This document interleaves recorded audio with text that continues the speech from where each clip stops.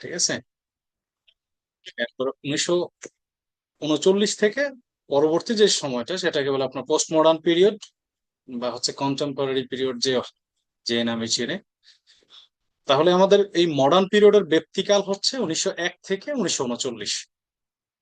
Last ক্লাসে আমরা বলেছিলাম যে প্রত্যেকটা এইজের প্রত্যেকটা কি যে বলে পিরিয়ডের এক একটা বৈশিষ্ট্য থাকে, মানে কয়েকটা বৈশিষ্ট্য থাকে যেগুলোর উপর ভিত্তি করে আপনার অনেক সময় বিশেষ প্রশ্ন আসছে। তো এখানেও আমরা মডার্ন পিরিয়ডের একটু বৈশিষ্ট্যগুলো আলোচনা করব। আর মডার্ন পিরিয়ডের সবচেয়ে বড় যে দুইটা ঘটনা সেটা হচ্ছে যে আপনার 1900 কত 14 সালে প্রথম বিশ্বযুদ্ধ, তারপরে হচ্ছে আপনার 1939 সালের দ্বিতীয় বিশ্বযুদ্ধ। এই দুইটা বড় ঘটনা, তারপরে হচ্ছে আপনার জাতিসংঘের প্রতিষ্ঠা সহ অন্যান্য সকল বেশিরভাগ আপনার কি বলে আন্তর্জাতিক সংস্থা এই এই শতকে মানে 1901 থেকে 2000 সাল এই শতকে প্রতিষ্ঠা পেয়েছে। তো আসলে এটার এবং সায়েন্সের যে উন্নতি, সর্বোচ্চ উন্নতিতে আপনার এই মডার্ন পিরিয়ড বা পোস্ট মডার্ন পিরিয়ড আমরা দেখেছি। তো সেই বৈশিষ্ট্য বা সেই বিষয়গুলো মাথায় রেখে যখন সায়েন্সের এতটা উন্নতি হয়, আমরা তখন বলছিলাম যে রিলিজন কি, রিলিজন থেকে মানুষ দূরে সরে যায়।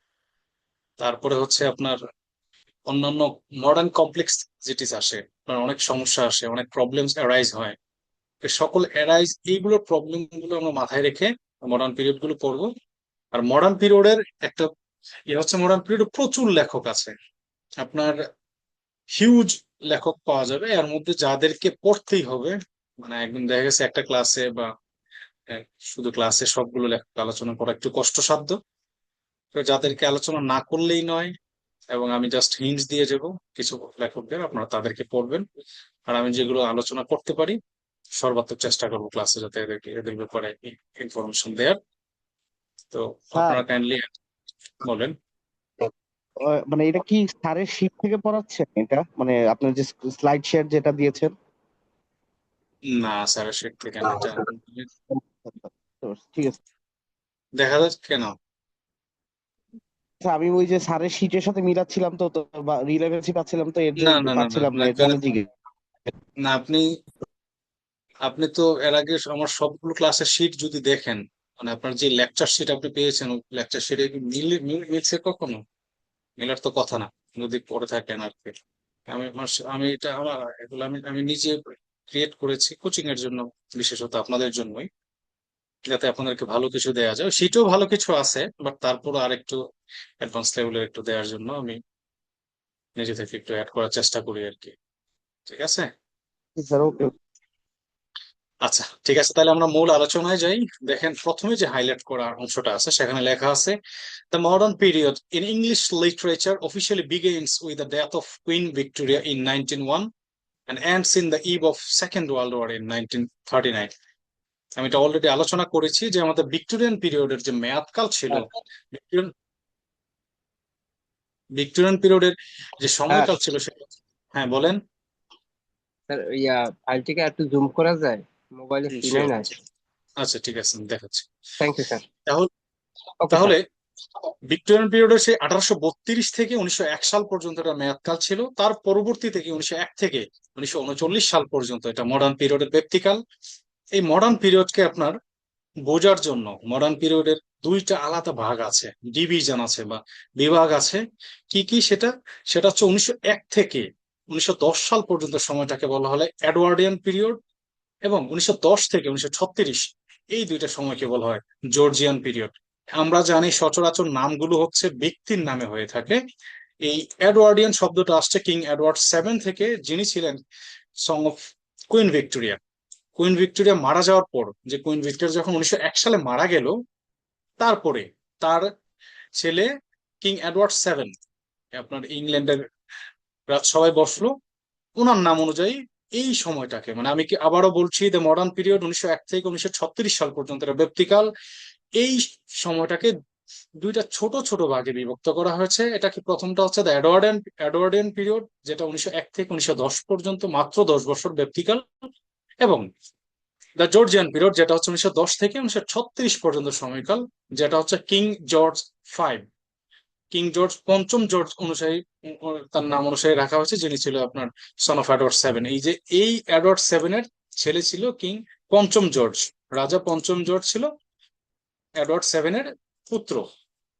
তাহলে আমরা আবারও বোঝার সুবিধার্থে বলি, তাহলে মডার্ন পিরিয়ডের দুইটা ভাগ, এডওয়ার্ডিয়ান পিরিয়ড 1901 থেকে 1910 এবং 1910 থেকে 1936 পর্যন্ত জর্জিয়ান পিরিয়ডের সময়কাল। ঠিক আছে? এবং আমরা এটুকু যখন পড়বো, কিন্তু আন্তর্জাতিক পড়বো বা বাংলাদেশ অ্যাফেয়ার্স বা ইন্টারন্যাশনাল অ্যাফেয়ার্স, তখন আমরা পাবো যে আপনার কি বঙ্গভঙ্গ হয়েছিল কত 1905 সালে। এই তাহলে এডওয়ার্ডিয়ান পিরিয়ডের সময়টাতে আপনার এরকম প্রশ্ন যদি আসে যে বঙ্গভঙ্গ হয়েছিল কোন রাজার আমলে বা কোন আপনার কার সময় হয়েছিল, এরকম প্রশ্ন অনেক সময় আসতে পারে, তখন আপনারা এটা মনে রাখবেন যে কি সপ্তম যে কিং এডওয়ার্ড সেভেন। এবং বঙ্গভঙ্গ রদ হয়েছিল কার সময় যদি প্রশ্ন আসে, তাহলে হচ্ছে আপনার সেটা জানি কত 1911 সালে। উনি ছিলেন কিং কত কিং জর্জ ফাইভ, তার পঞ্চম জর্জের সময়। রদ হয়েছিল পঞ্চম জর্জের সময় এবং হয়েছিল বঙ্গভঙ্গ কত আপনার কিং এডওয়ার্ড সেভেনের সময়। এটা মনে রাখেন। এবার আমরা একটু আগে বলছিলাম যে এই সময়টাতে আপনার দুইটা বিখ্যাত ঘটনা ঘটছে। একটা হচ্ছে কি প্রথম বিশ্বযুদ্ধ 1914 থেকে 1918 সাল পর্যন্ত, এবং সেকেন্ড ওয়ার্ল্ড ওয়ার যেটা হচ্ছে 1939 সালে শুরু হয়ে 1945 সালে শেষ হয়েছিল। এবং এই মডার্ন পিরিয়ড ধারণা করা হয়, এজরা পাউন্ড নামে একজন লেখক আছেন, একজন কবি ছিলেন। এই এজরা পাউন্ডের মেক ইট নিউ একটা একটা এসে লেখার পরে, এটা মানে এই শব্দটা যখন তার একটা লেখা ব্যবহার করছে, make it new Ezra pound, এই দুটো শব্দটা মনে রাখেন জাস্ট। এজরা পাউন্ড যখন মেক ইট নিউ শব্দটা ব্যবহার করছে, তখন থেকে বলা হয় যে মেক মানে নতুন একটা নতুন ক্রিয়েশন, যে মেক ইট নিউ, যে ক্রিয়েট সামথিং নিউ, এরকম আর কি, যে ক্রিয়েট সামথিং নিউ। যখন তার এই লেখাটা আসছে মেক ইট নিউ, এটা এক্স্যাক্টলি মানে সে ইউজ করেছিল মেক ইট নিউ। তারপর থেকে মডার্ন পিরিয়ডের আপনাকে শুরুটা হয়েছিল। ঠিক আছে? তাহলে আপনার এতটুকু জানলাম। তারপরে আমরা এই যে মেজর ক্যারেক্টারিস্টিক্স গুলো পড়বো। ঠিক আছে? মডার্ন পিরিয়ডের লেখকগুলো একটু পরে আমরা নামগুলো জানবো। এর আগে আমরা জাস্ট মডার্ন পিরিয়ডের যে ক্যারেক্টারিস্টিক্স সেগুলো একটু দেখি কি কি। আপনার এই ব্যাখ্যা আপনার যদি পড়তে চান আপনি, দরকার নাই ব্যাখ্যা আসলে না হলে হবে, জাস্ট এটুকু জানেন কোর ক্যারেক্টারিস্টিক্স। কোর ক্যারেক্টারিস্টিক্স কি কি? ডিসইলুশনমেন্ট এন্ড এলিয়েনেশন। এই শব্দটা এলিয়েনেশন শব্দটার অর্থ হচ্ছে আপনার বিচ্ছিন্নতা, বিচ্ছিন্ন হওয়া। যখন আপনি দেখছেন যে প্রথম বিশ্বযুদ্ধ হলো, দ্বিতীয় বিশ্বযুদ্ধ হলো, প্রথম বিশ্বযুদ্ধের পর মানুষ নিজেকে গুটিয়ে নিল সমাজ থেকে, তাদের প্রত্যেকের মনে সন্দেহ, ভয়, দ্বিধা, হতাশা এগুলো আসা শুরু করলো। তাহলে এই মানে এই যে ডিস ইলিউশনমেন্ট শব্দের অর্থ হচ্ছে মোহ মায়া ছিন্ন হওয়া। কোনো জিনিসের প্রতি আপনার যে মায়া, এটা ছিন্ন হওয়ার যে প্রবণতা, সেটাকে ইংলিশে ডিসইলুশনমেন্ট বলে। আর এলিয়েনেশন হচ্ছে বিচ্ছিন্নতা, মানে নিজেকে বিচ্ছিন্ন করার প্রবণতা সৃষ্টি হলো, ডিসইন্টিগ্রেশন সৃষ্টি হলো। তাহলে মডার্ন পিরিয়ডের সবচেয়ে বড় বৈশিষ্ট্য হচ্ছে এলিয়েনেশন এন্ড ডিসইলুশনমেন্ট। এরপরে সেকেন্ড যে বৈশিষ্ট্যটা সেটা হচ্ছে কি ব্রেকডাউন অফ ট্র্যাডিশনাল ভ্যালুস। আপনার সমাজের যে তথাকথিত যে নিয়ম, তথাকথিত যে ধারা, তথাকথিত যে রীতি বা পদ্ধতি, এই সকল গুলো থেকে আপনার ব্রেকডাউন হওয়া শুরু করলো, মানে এগুলো তো বিচ্ছিন্নত হওয়া শুরু করলো। মানুষ এগুলোর প্রতি আর কি জানো না, যে অতীত যে রীতি নীতি কাস্টমস ছিল সেগুলো থেকে মানুষ দূরে আসা শুরু করলো। তাহলে ব্রেকডাউন অফ ট্র্যাডিশনাল ভ্যালুস। এরপরে সাইকোলজিক্যাল এক্সপ্লোরেশন, এটা মেজর আপনার একটা বৈশিষ্ট্য। সাইকোলজিক্যাল এক্সপ্লোরেশন এটা মানে হচ্ছে আপনার মনের ভিতরে কি চলছে, আপনি মনে মনে কি ভাবছেন, মনোসমীক্ষণ, সাইকো অ্যানালিসিস করাটা। এই সাইকো অ্যানালিসিস হচ্ছে আপনার মডার্ন পিরিয়ডের সবচেয়ে বড় বৈশিষ্ট্যগুলোর একটা। দেখবেন আমরা যখন অনেকেই রাস্তার মধ্যে অনেকে হাঁটে, দেখবেন হাঁটতে হাঁটতে কথা বলছে, আপনারা দেখছেন কিনা এরকম হাঁটতে হাঁটতে কথা বলছে, চিন্তা করছে, মনের ভিতরে তার একটা জল্পনা কল্পনা চলে আসে, ঘুমাইতে গেলে একটা চিন্তা আসে। আগেকার সময় মডার্ন পিরিয়ডের আগে মানুষের ভিতরে এতটা দ্বিধা ছিল না, হতাশা ছিল না, চাওয়ার পাওয়ার এতটা আকাঙ্ক্ষা ছিল না। সাইকোলজিক্যাল এক্সপ্লোরেশনটা ড্রামাটিক মনোলগের মাধ্যমে এবং স্ট্রিম অফ কনসাসনেস, যে অবচেতন মনের অবচেতন মনে আমরা কি ভাবছি, অবচেতন মনের মধ্যে আমাদের কি আসছে, এই সাইকোলজিক্যাল এক্সপ্লোরেশনের ভিতরে এগুলো চলে আসবে। তাহলে আমরা তিনটা মেজর ক্যারেক্টারিস্টিক্স পেলাম। এরপরে আপনার এক্সপেরিমেন্টাল ফর্মস এন্ড ফ্রি ওয়ার্ডস। এই ফ্রি ওয়ার্ডস আপনার এই লেখাটা ফ্রি ওয়ার্ডস, আসলে ফ্রি ওয়ার্ডস হচ্ছে মুক্ত ছন্দে, মুক্ত ছন্দ। আপনারা হয়তো বাংলা সাহিত্য যখন পড়েছেন মুক্ত ছন্দের কথা শুনেছেন। এর আগে লেখালেখিতে আপনার বিভিন্ন ছন্দ ফলো করা হতো, যে এই ছন্দে লেখা হতো, মানে ধারায় লেখা হতো, যে একটা লেখা বাংলা কবিতা বা ইংলিশ লেখা যখন আসতো প্রত্যেকটাতে কি করা হতো, যে আপনার লেখার দেখেছে শেষের লাইন কাপলেট, আমরা যখন আলেকজান্ডার পোপ পড়েছিলাম যে কাপলেটে লিখতো, লেখার শেষের দুই লাইন অন্তমিল ছিল। এই সময় এসে দেখা গেল আপনার এই যে যখন ওয়াল্ট হুইটম্যান আমেরিকার, সে হচ্ছে ফ্রি ভার্স লেখা শুরু করলো, যে মনের ভিতরে যা আসছে কবিতা লিখে ফেলতেছে, সেটা বলেই যে মানে কোনো কোনো যথার্থ রীতি নাই, যে আপনার কাপলেট ফলো করছে না, ছন্দ অন্তমিল ফলো করছে না। এই ফ্রি ভার্স আপনার এই মডার্ন পিরিয়ডের একটা বৈশিষ্ট্য। এরপরে আপনার ইন্ডিভিজুয়ালিজম, মানে প্রত্যেকের যে স্বাতন্ত্র্যবাদ, ব্যক্তি কেন্দ্রিকতা, প্রত্যেকের যে আলাদা ব্যক্তিত্ব আছে, পার্সোনালিটি আছে, এই যে ইন্ডিভিজুয়ালিজম আপনার এই মডার্ন পিরিয়ডের একটা বৈশিষ্ট্য। আরবানাইজেশন, আমরা জানি আরবানাইজেশন, নগরায়ন, নগরায়ন ক্রিয়েট হওয়ার ফলে যে প্রভাব আসছে, আরবানাইজেশন হওয়ার ফলে যে মানুষের যে চাহিদা বাড়ছে, এগুলো হচ্ছে আপনার এই মডার্ন পিরিয়ডের লিটারেচারে আপনার এগুলো উঠে এসেছিল। As a critic of technology, প্রযুক্তির ব্যবহারের সাথে সাথে প্রযুক্তির যে কিছু সমালোচনা আছে, সেগুলো মডার্ন পিরিয়ডের মূল বৈশিষ্ট্যের মধ্যে পড়ে যায়। তাহলে আমরা মডার্ন পিরিয়ড যে বৈশিষ্ট্যগুলো পেলাম, আপনারা একটু দেখেন, আমি একজনের কাছ থেকে শুনবো একটু। Disillusionment and alienation, breakdown of traditional values, psychological exploration. Psychological এই স্ট্রিম অফ কনসাসনেস যেটা পাচ্ছেন, এটা মূলত এই যে সাইকোলজিক্যাল এক্সপ্লোরেশনের একটা সাব পার্ট। এই ড্রামাটিক মনোলগ এই সাইকোলজিক্যাল এক্সপ্লোরেশনের একটা সাব পার্ট। এটা এই সাইকোলজিক্যাল এক্সপ্লোরেশনের অংশ হিসেবে হয়তো আমি পরবর্তীতে আপনার শীটটা যখন ফাইনাল করবো তখন দিয়ে দেবো আপনাদেরকে। তো আপনারা একটু পড়েন প্লিজ।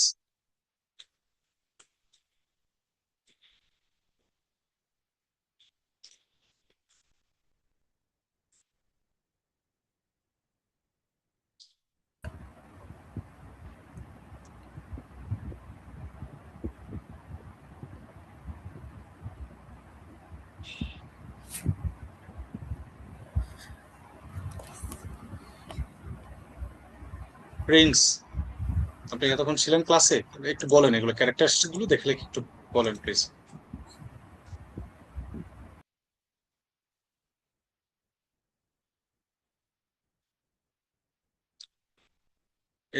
রেসপন্স নাই কেন? আচ্ছা আর আমি বলবো আচ্ছা বলেন। disillusionment and alienation, breakdown of traditional values, psychological exploration, stream of consciousness, experiment from and free, bars, in rivers, individualism, individualism, urbanization. Urbanization আর critic of technology. Thank you. Topic of আচ্ছা chapter. এখন আমরা কি করলাম, যে major characteristics গুলো পড়ে ফেললাম। মডার্ন পিরিয়ডের যে মেজর রাইটার্সরা আছে, এখানে একটা ছোট করে একটা লিস্ট আছে, এদের বাহিরেও আমি কয়েকজন লেখক সম্পর্কে একটু বলবো। জাস্ট আপনারা একটা নজর দেখেন যে কারা কারা আছে।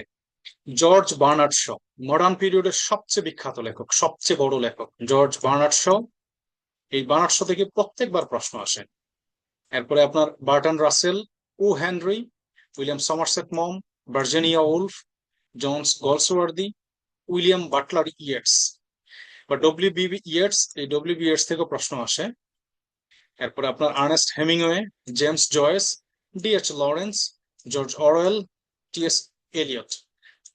এই আপনারা প্রথম তিনজন হিসেবে কাদেরকে পাবেন আমি আপনাকে বলি। প্রথম হচ্ছে George Bernard Shaw, second W B. Yeats, তারপরে টি.এস. এলিয়ট, এরপরে আমরা রবার্ট ফ্রস্ট আছে, আর্নেস্ট হেমিংওয়ে আছে, জেমস জয়েস আছে, ডি.এস. লরেন্স আছে, জর্জ অরওয়েল আছে।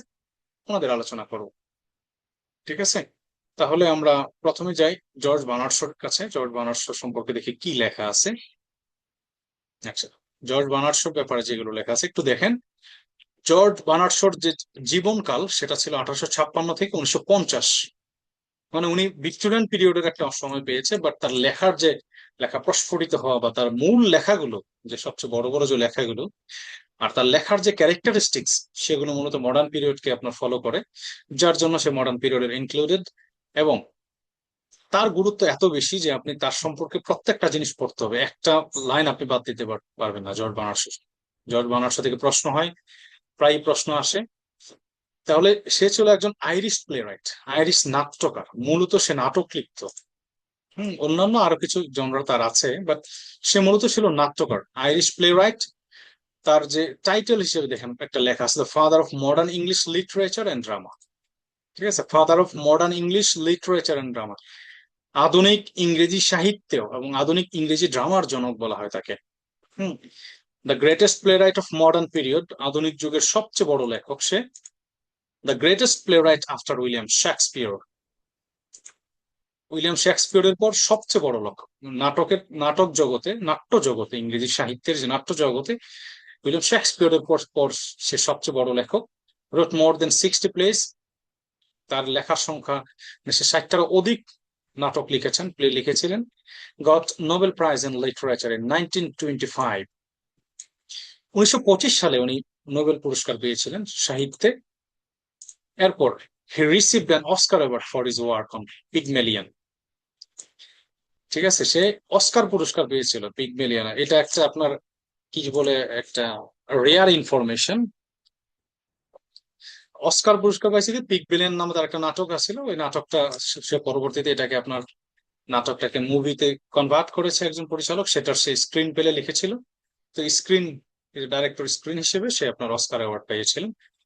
তাহলে এই তথ্যগুলো একটু দেখেন কি কি। Father of English modern literature, greatest play of modern period, greatest playwright after William Shakespeare. Nobel পুরস্কার কত সালে পেয়েছে? 1925 সালে। আর কি পিগমেলিয়ন উপন্যাস লেখা, নাটক লেখার জন্য সে অস্কার পুরস্কার পেয়েছিল। ওকে, ঠিক আছে। তাহলে এখন আমরা ওনার যে নাটকগুলো আছে, মেজর ওয়ার্ক, তার যে লেখা বিবলিওগ্রাফি, তার যে লেখা প্লে গুলো আছে, আমরা ওই দিকে তাকাবো। তাহলে প্রথম নামটা একটু দেখেন। এই এখানে তার অনেকগুলো প্লে আছে, আমার এই লিস্টে ন্যূনতম 30টা প্লের নাম আছে। আপনার 30টার মধ্যে 30টার নামে জানতে হবে। আপনি একটা প্লে অ্যাটলিস্ট বিবরণ না জানেন, বিবরণটা আমি সবগুলো দিব না যখন আপনাদের ফাইনাল শিট দিব। আপনার জাস্ট কিন্তু নামগুলো জানতে হবে, যে অ্যাটলিস্ট যে প্রশ্নটা আসলে যাতে আপনি ধরতে পারেন যেটা জর্জ বার্নার্ডশর লেখা। এই যে যেটা হাইলাইট করা আছে, আর্মস এন্ড দ্য ম্যান, তারপরে আপনার এই যে একটু আগে যেটা বললাম পিগমেলিয়ন, এই যে পিগমেলিয়ন, এগুলো ওয়ার্ল্ড ফেমাস নাটক। তার ওয়ার্ল্ড ফেমাস ক্যান্ডিডা, এই যে ক্যান্ডিডা তার খুবই বিখ্যাত নাটক। এরপর you you never can tell, এটাও বিখ্যাত নাটক। ম্যান অফ ডেস্টিনি, তার সব লেখাই বিখ্যাত। মানে সে বললাম যে সে শেক্সপিয়ারের উপর সবচেয়ে বিখ্যাত কেন, কারণ তার অনেক লেখা আছে খুবই বিখ্যাত। তাহলে প্রথমটার নাম হচ্ছে আপনার কি, উইডুয়ার্স, উইডুয়ার্স হাউস। আপনার সাল মুখস্থ করা দরকার নেই, সাল দরকার নেই আসলে, সাল আমি দিব না। Widowers' houses, the philanderer, Mrs Warren's profession, arms and the man, এরপরে ক্যান্ডিডা। ভাই একটু নিশ্চিত হওয়ার জন্য ভাবছিলাম আজকের টপিক কি মডার্ন পিরিয়ড? হ্যাঁ হ্যাঁ, আজকে মডার্ন, আচ্ছা টপিক আচ্ছা মডার্ন। আচ্ছা, thank you, thank you, please carry on. আচ্ছা, তাহলে arms and the man, Candida, the man of destiny, you never can tell, the devil's disciple, Caesar and Cleopatra. এটা দেখেন, একটু এটার ব্যাপারে একটু খেয়াল রাখবেন। এর আগে এটা সম্পর্কে একটু বলি। এই আর্মস এন্ড দ্য ম্যান এর একটা নোট আছে, শর্ট নোট আছে, এই পাশে দেখেন কি লেখা আছে, স্যাটিরিক্যাল অ্যান্টি রোমান্টিক কমেডি। কি, satirical anti romantic comedy that contrast idealise warfare and love with practical reality.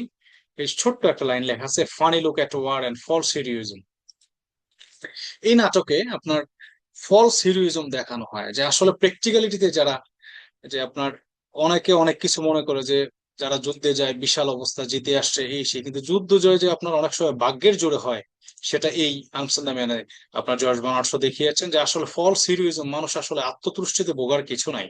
তো এটার মধ্যে যারা একদম বীর সেনানী বলে ইয়া করছে, তারা যে অনেক সময় রিয়ালিটির মুখোমুখি হয়ে 2 নাম্বারই করে অনেক সময় যুদ্ধ জিতে আসে, এই আমস্টারডামে দেখানো হয়েছে। যার জন্য এটা আসলে একটা স্যাটিরিক্যাল অ্যান্টি রোমান্টিক কমেডি। এটা রোমান্সও দেখানো হয়েছে এখানে, স্যাটিরিক্যাল অ্যান্টি রোমান্টিক কমেডি। এই এটা একটু দেখেন। তারপরে আপনার এই কোনটা বলছিলাম, ইউ ক্যান নেভার টেল, এটা সম্পর্কে একটু জানবেন। সেটা হচ্ছে যে আমাদের বাংলা সাহিত্যে মুনির চৌধুরী নামে যে লেখক ছিলেন, সে এটার ট্রান্সলেশন করেছিলেন আপনার কেউ কিছু বলতে পারে না নামে। ঠিক আছে, এটার অনুবাদ করেছিলেন কেউ কিছু বলতে পারে না। এই you you never can tell, এটা এটা এর বাংলা অনুবাদ হচ্ছে কেউ কিছু বলতে পারে না, মুনির চৌধুরী এটার অনুবাদ করেছিল। এরপর এই যে সিজার অ্যান্ড ক্লিওপেট্রা, এই সিজার এন্ড ক্লিওপেট্রা জাস্ট পড়ার সময় এটুকু মনে রাখবেন যে উইলিয়াম শেক্সপিয়ার তার একটা নাটক আছে অ্যান্টনি এন্ড ক্লিওপেট্রা নামে, যাতে আপনারা কনফিউজ না হন যে অ্যান্টনি ক্লিওপেট্রা লিখেছে উইলিয়াম শেক্সপিয়ার এবং সিজার এন্ড ক্লিওপেট্রা লিখছে জর্জ বার্নার্ড শ। এটুকু একটু মনে রাখেন।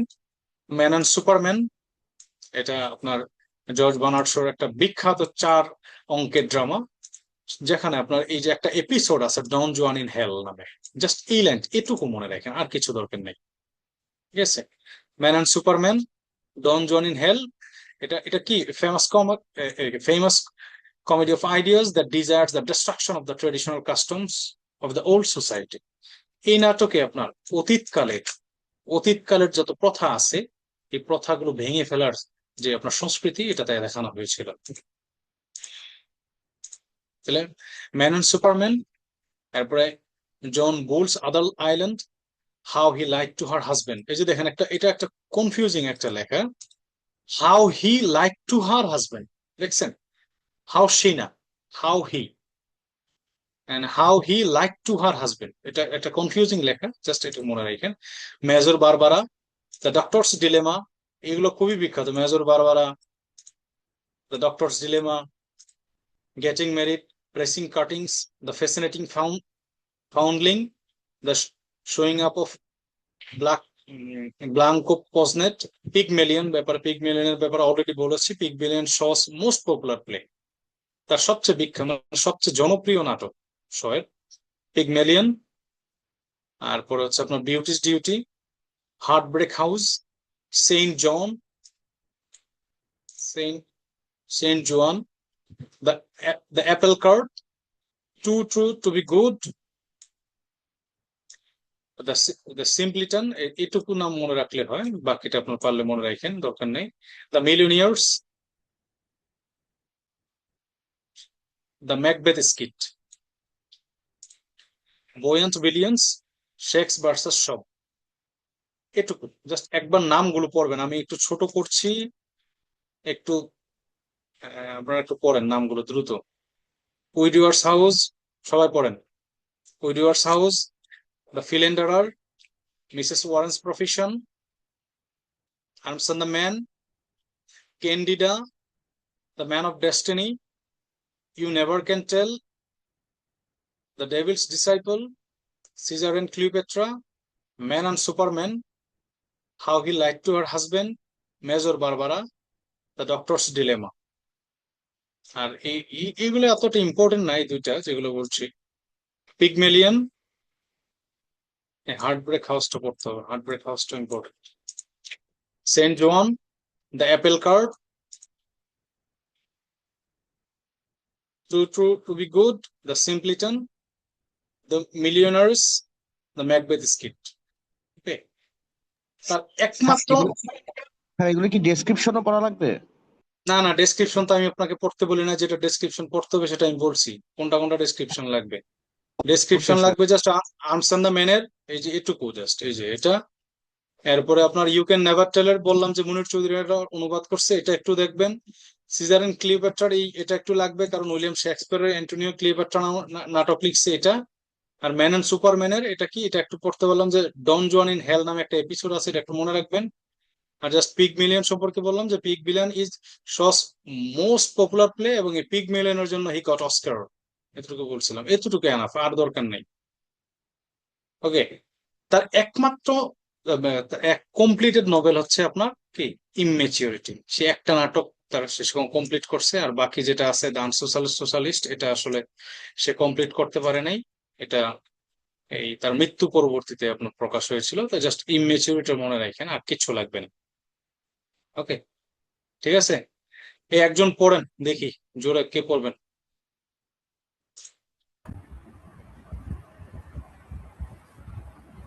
এই সৌরভ, পড়েন তো একটু sir please.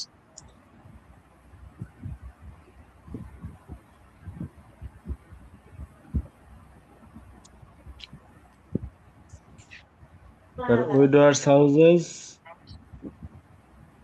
The the philanderer, philanderer, Mrs জি, Warren's profession, Profession, Arms and the Man, Candida,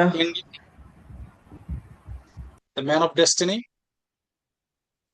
The man of destiny, you never can tell. The David's Disciple, disciple, Caesar and Cleopatra, man Man and and Superman। Superman, এরপরে John এটা Rawls, হাইলাইটটা পড়েন। How he lied to her husband, Major Barbara, The Doctor's Dilemma, Pygmalion। এরপর আপনার heartbreak house, Saint Joan, the apple cart, the simpleton, the Macbeth skit. Okay, আর ইমেচিউরটা নাটক ওইটা একটু এটা মনে রাখেন, that was first completed novel. Okay, আচ্ছা, এরপরে এখানে একটু ইয়ে আছে, বর্ণনা আছে।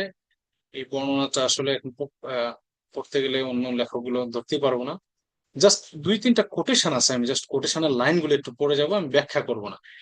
9 soldiers out of 10 are born fools। এই আর্মস এন্ড দ্য ম্যানের সবচেয়ে বিখ্যাত লাইন। কি লেখছে দেখেন তো, অর্থটা পড়েন আপনারা, মানে এটার কি অর্থটা কি আসে। 9 soldiers out of 10 are born fools। যে 10 জন সৈনিকের মধ্যে 9 জন সৈনিক হচ্ছে জন্মগতভাবে আপনার বোকা। মানে যে বলছিলাম যে এই নাটকটা কি নাটক বলছিলাম, যে স্যাটিরিক্যাল নাটক বলছিলাম না, anti romantic satirical. False heroism, false হ্যাঁ, হিরোইজম। এই যে ফলস হিরোইজম, তো এই ফলস হিরোইজমটা আপনার দেখেন কি লিখছে, যে 9 soldiers out of 10 are born fools। মানে সে এই লেখার মাধ্যমে বুঝাই দিচ্ছে যে বেশিরভাগ সৈনিক হচ্ছে আপনার জন্মগতভাবে বোকা। তো এই লাইনটা আসলে একটু দেখেন। আরেকটা এরকম আছে, God is on the side of big battalions. মানে না যে ঈশ্বর থাকেন ওই ভদ্রপল্লীতে, এখানে তাকে খুঁজিয়া পাওয়া যাইবে না। আপনার মানিক বন্দ্যোপাধ্যায় তার পদ্মা নদীর মাঝি উপন্যাসে এই লাইনটা লিখেছিল। এই লাইনটা উনি মূলত এখান থেকে লিখেছিলেন Manik Bandyopadhyay, God is on the side of big battalions. যে ঈশ্বর থাকেন ওই ভদ্রপল্লীতে, মানে ঈশ্বর সবসময় যারা শক্তিশালী সেই বাহিনীর সাথে থাকে। God is on the side of big ব্যাটালিয়ন্স, যাদের দল ক্ষমতায়, যাদের সবচেয়ে বেশি শক্তি, তাদের সাথে বিগ ব্যাটালিয়ন্স, যাদের সৈন্য সংখ্যা বেশি, তাদের সাথে থাকে। এটা সেন্ট জোয়ান নাটক থেকে নেওয়া হয়েছে। এরপরে আপনার beware of false knowledge, it is more dangerous than ignorance. এটা একটু কইরেন, এটা ম্যান অ্যান্ড সুপারম্যানের একটা বিখ্যাত উক্তি। হ্যাঁ, আর একটা, it is our duty to live as long as we can. এই যে দেখেন, এটা যে ফলস হিরোইজম কিভাবে, স্যাটারিক্যাল অ্যান্টি রোমান্টিক এই আপনার ড্রামা কিভাবে, এই যে আর্মস অন দ্য ম্যান, এই লাইনটা থেকে বোঝা যায়। কি বলতেছে, it is our duty to live as long as we can. আপনার আমরা জানি যারা সৈনিক, যারা তারা যুদ্ধে যায় কিসের জন্য, জীবন দিয়ে, যে জীবন বাজি রেখে দেশের জন্য কাজ করে, দেশ রক্ষায়, দেশের স্বাধীনতা রক্ষায় জীবন বাজি রেখে প্রয়োজনে নিজেকে উৎসর্গ করে। বাট এই নাটকের যে আপনার যে ক্যারেক্টার ক্যাপ্টেন ব্লান্সলি, সে বলছে যে it is our duty to live as long as we can. যে বাটপাড়ি করি হোক, ধূর্ততামি করে হোক, চতুরামি করে হোক, চতুরতার মাধ্যমে হোক, যেভাবেই হোক আমাদেরকে এই দুনিয়ায়, এই পৃথিবীতে যতক্ষণ আমাদের সম্ভব তখন বাঁচা উচিত। তাহলে এটা এখনো ফলস হিরোইজমটা চলে আসছে। তাহলে এই 4টা কোটেশন, খুব বেশি কোটেশন দেয়, আরো 2-1টা কোটেশন হয়তো আছে নিচে, বাট এই কোটেশন গুলো একটু দেখেন আর কি। হ্যাঁ, আমি শিটে দিয়ে দেবো, আপনারা একটু খেয়াল করবেন। ঠিক আছে, এখন আমি যখন ক্লাসের শুরুতে বলেছিলাম যে এই যুগের জর্জ বার্নার্ড শ হচ্ছে সবচেয়ে বড় লেখক। আপনার জর্জ বার্নার্ড শ থেকে বারবার প্রশ্ন আসে, এবং টি.এস. এলিয়ট থেকেও বারবার প্রশ্ন আসে। T S. Eliot, W B. Yeats, Robert Frost, এরপরে জর্জ অরওয়েল, এই লেখকগুলো থেকেও প্রশ্ন আসে। আপনার স্কিপ করেন না, আপনার যদি স্কিপ করেন তাহলে কোনটা প্রশ্ন আসবে আপনি নিজেও জানেন না। টি.এস. এলিয়ট, আমরা এলিয়ট সম্পর্কে আলোচনা করব। এই এলিয়টের, টি.এস. এর ফুল ফর্ম হচ্ছে থমাস স্টিয়ার্নস এলিয়ট, মানে টমাস স্টিয়ার্নস এলিয়ট। তিনি জন্মসূত্রে, মানে সে আমেরিকান, বাট সে পরবর্তীতে ইংল্যান্ডে সুইচ করে, মানে ইংল্যান্ডে চলে আসে, ইংল্যান্ডের সিটিজেনশিপ নেয়। ইংল্যান্ডের সিটিজেনশিপ নেওয়ার পর সে 1948 সালে তার লেখালেখির দরুন, তার যে অনেক লেখা আসছে, তার কাব্য সাহিত্য, মানে সাহিত্যে তার অবদানের স্বরূপ সে নোবেল পুরস্কার পায়। তাহলে কত সালে নোবেল পুরস্কার পেয়েছেন উনি? তাহলে কি 1948 সালে। 1948 সালে উনি নোবেল পুরস্কার পেয়েছেন। স্পেশালি যদি প্রশ্ন করা হয়, যে এরকম প্রশ্ন সচরাচর এটা হয় না, একজন লেখককে সচরাচর নোবেল পুরস্কার দেয়া হয় তার সমগ্র জীবনের কাব্য সাহিত্যের উপর, তার সমগ্র রচনার উপরে। কিন্তু তারপরে যদি প্রশ্ন এরকম হয় যে মূলত কোনটার উপর বেস করে দেওয়া হয়েছিল, তিনি একটা বিখ্যাত কবিতা লিখেছিলেন দ্য ওয়েস্টল্যান্ড নামে, আমরা পড়াবো ওয়েস্টল্যান্ড একটু পরে। ওয়েস্টল্যান্ডের জন্য তাকে বিবেচনা করা হয়েছিল। 1948 সালে সে নোবেল পুরস্কার পায়। যদি প্রশ্ন হয় কিসের জন্য, for which or for which he got the Nobel prize, answer হবে the wasteland, for the poem wasteland. তাহলে আমরা কি কি পড়লাম? তার ফুল নাম হচ্ছে টমাস স্টিয়ার্নস এলিয়ট, যিনি জন্মসূত্রে আমেরিকান ছিলেন, বাট পরবর্তীতে কত 25, তার বয়স যখন 25 বছর, সে 1914 সালে আপনার কি এই এই ব্রিটিশ সিটিজেনশিপ নিয়েছে। তার বয়স 39 বছর, মানে আসছে 25 বছর বয়সে, বা সিটিজেনশিপ নিয়েছে, পেয়েছে 39 বছর বয়সে। আচ্ছা, এখন ওনার যে বিবলিওগ্রাফি, ওনার যে বিখ্যাত লেখাগুলো, সেগুলো আমি একটু দেখবো। ওনার কয়েকটা কবিতা আছে যেগুলো থেকে প্রশ্ন হয়। এর মধ্যে ওয়েস্টল্যান্ডের ব্যাপারে আমরা অলরেডি বলেছি যে ওয়েস্টল্যান্ড তার সবচেয়ে বিখ্যাত কবিতা, যেটার জন্য তার নোবেল পুরস্কার যদি বিবেচনা করা হয়ে থাকে, এই ওয়েস্টল্যান্ডের জন্য বিবেচনা করা হয়েছে। এই পোয়েমস এর লিস্টে দেখেন দ্য ওয়েস্টল্যান্ড আসছে প্রথমেই। তারপরে তার একটা, মানে প্রথম জীবনে উনি যখন এই the love song of J Alfred প্রুফক এই কবিতাটা লিখছে, তখন উনি সবচেয়ে বেশি মানে ওনাকে চেনা শুরু করলো মানুষ। এর আগে ওনাকে চিনতো না, জানতো না। এটা একটা ড্রামাটিক মনোলগের উদাহরণ, the love song of J Alfred প্রুফক। এই আসান, ড্রামাটিক মনোলগ আমরা কোথায় পেয়েছিলাম যেন একটু বলেন তো, মনে আছে? কোন সাহিত্যিকের, কোন সাহিত্যিক ড্রামাটিক মনোলগের জন্য বিখ্যাত? আসান নাই ক্লাসে? আমি তো দেখছি। আচ্ছা, কে স্যার, কে পারবেন যে? স্যার ক্লাসে আছি বাট আমার ছেলে একটু ডিস্টার্ব করতেছিল স্যার, আমি শুনি নাই ঠিক আচ্ছা মতো। আচ্ছা আচ্ছা, বলছি যে ড্রামাটিক মনোলগের জন্য বিখ্যাত কে সবচেয়ে বেশি, মানে কোন সাহিত্যিক আমরা তাকে পড়ানোর সময় ড্রামাটিক মনোলগ পড়ছিলাম, মনে আছে? বা যে পারেন সেই বলেন, সমস্যা নেই।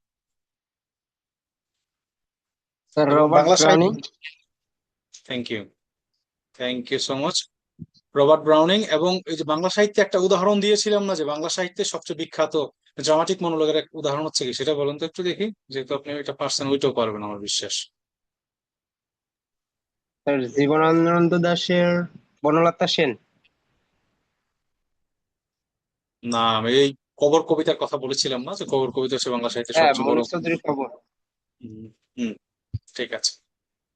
কবর কবর কবিতা মনীষ চৌধুরী লেখে নাই তো, কবর কবিতা লিখছে জসিমউদ্দিন। জসিমউদ্দিন।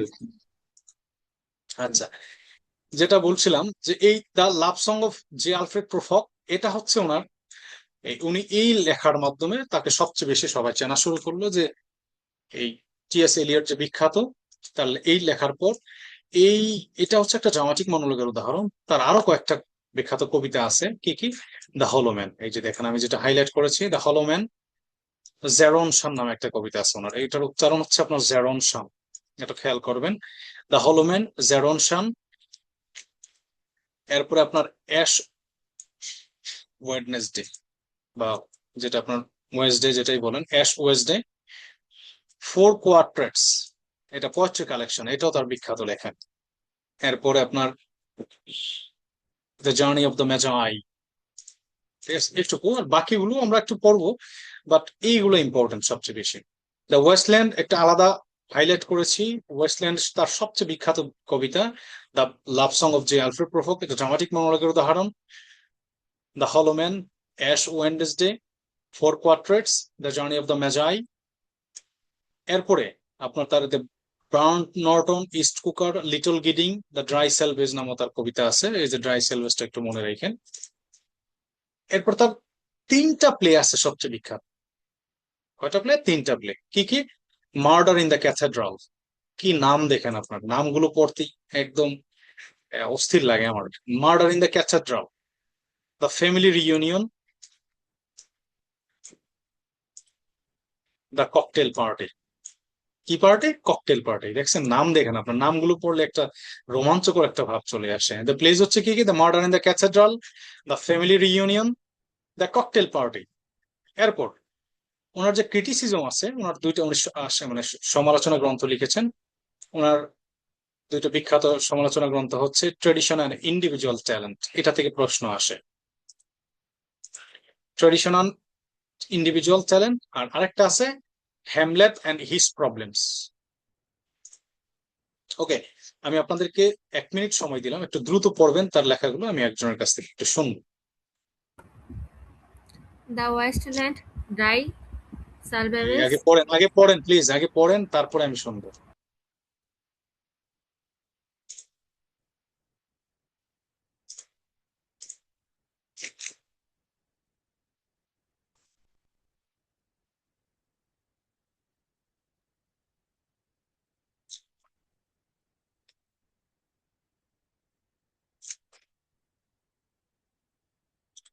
আচ্ছা, আশা করি পড়ে ফেলছেন। এই আপনি যে বলছিলেন, বলেন। The wasteland that dries salves. The love song of Alfred Prufrock. প্রফক। The Yellow Man. Ash Wednesday. Ash Wednesday. Gerontion. বলেন। Four জেরন্স। quartets. Murder in the play. Cathedral. এখন মার্ডার ইন দ্য ক্যাথেড্রাল, এটা প্লে আপনি পোয়েমের সাথে এটা পড়ে ফেলেন না আবার। Oh. বলবেন যে প্লে হচ্ছে তার murder in the Place, cathedral. Murder in the Cathedral. The family reunion. The cocktail party. আচ্ছা Architectism. Traditional and individual talent. Helmet and his problems. আচ্ছা, থ্যাংক ইউ সো মাচ। এবার আমরা বলছিলাম যে কি, যে তার এই লাভ সং অফ যে আলফ্রেড প্রফক লেখার পর সবচেয়ে বেশি এই আপনার জনপ্রিয়তা পেয়েছিলেন বা তাকে পরিচিতি পেয়েছিলেন, যেখানে ফার্স্ট ফেমাস পোয়েম এখানে লিখে রেখেছি, এখানে দেখেন। তারপরে এই যে ড্রামাটিক মনোলগ, এটাও বলছি অলরেডি। এখন এই যে ওয়েস্টল্যান্ড, এই ওয়েস্টল্যান্ড এই সালটা যেটা দেখতে পাচ্ছেন 1922 সাল, এটা সম্ভবত 49 বিসিএস এটা থেকে প্রশ্ন আসছিল, যে এটা the Waste Land was written when, এরকম আর কি, when the poem Waste Land was written বা কম্পোজড, এরকম আর কি। তাহলে 1922, এটা একটু সালটা, এটা একটু বিখ্যাত লেখা তো, একটু মনে রাখার চেষ্টা করেন। এখন এটা কার সাথে মিলিয়ে মনে রাখবেন? দ্য ওয়েস্টল্যান্ড 1922 সালে প্রকাশ হয়েছে। একই সাথে আমাদের 1922 সালে বাংলা সাহিত্যের একটা বিখ্যাত কবিতা মানে কি, মানে আমরা পাবলিশ হয়েছিল, বলুন তো এটা কি? দেখি কে বলবেন।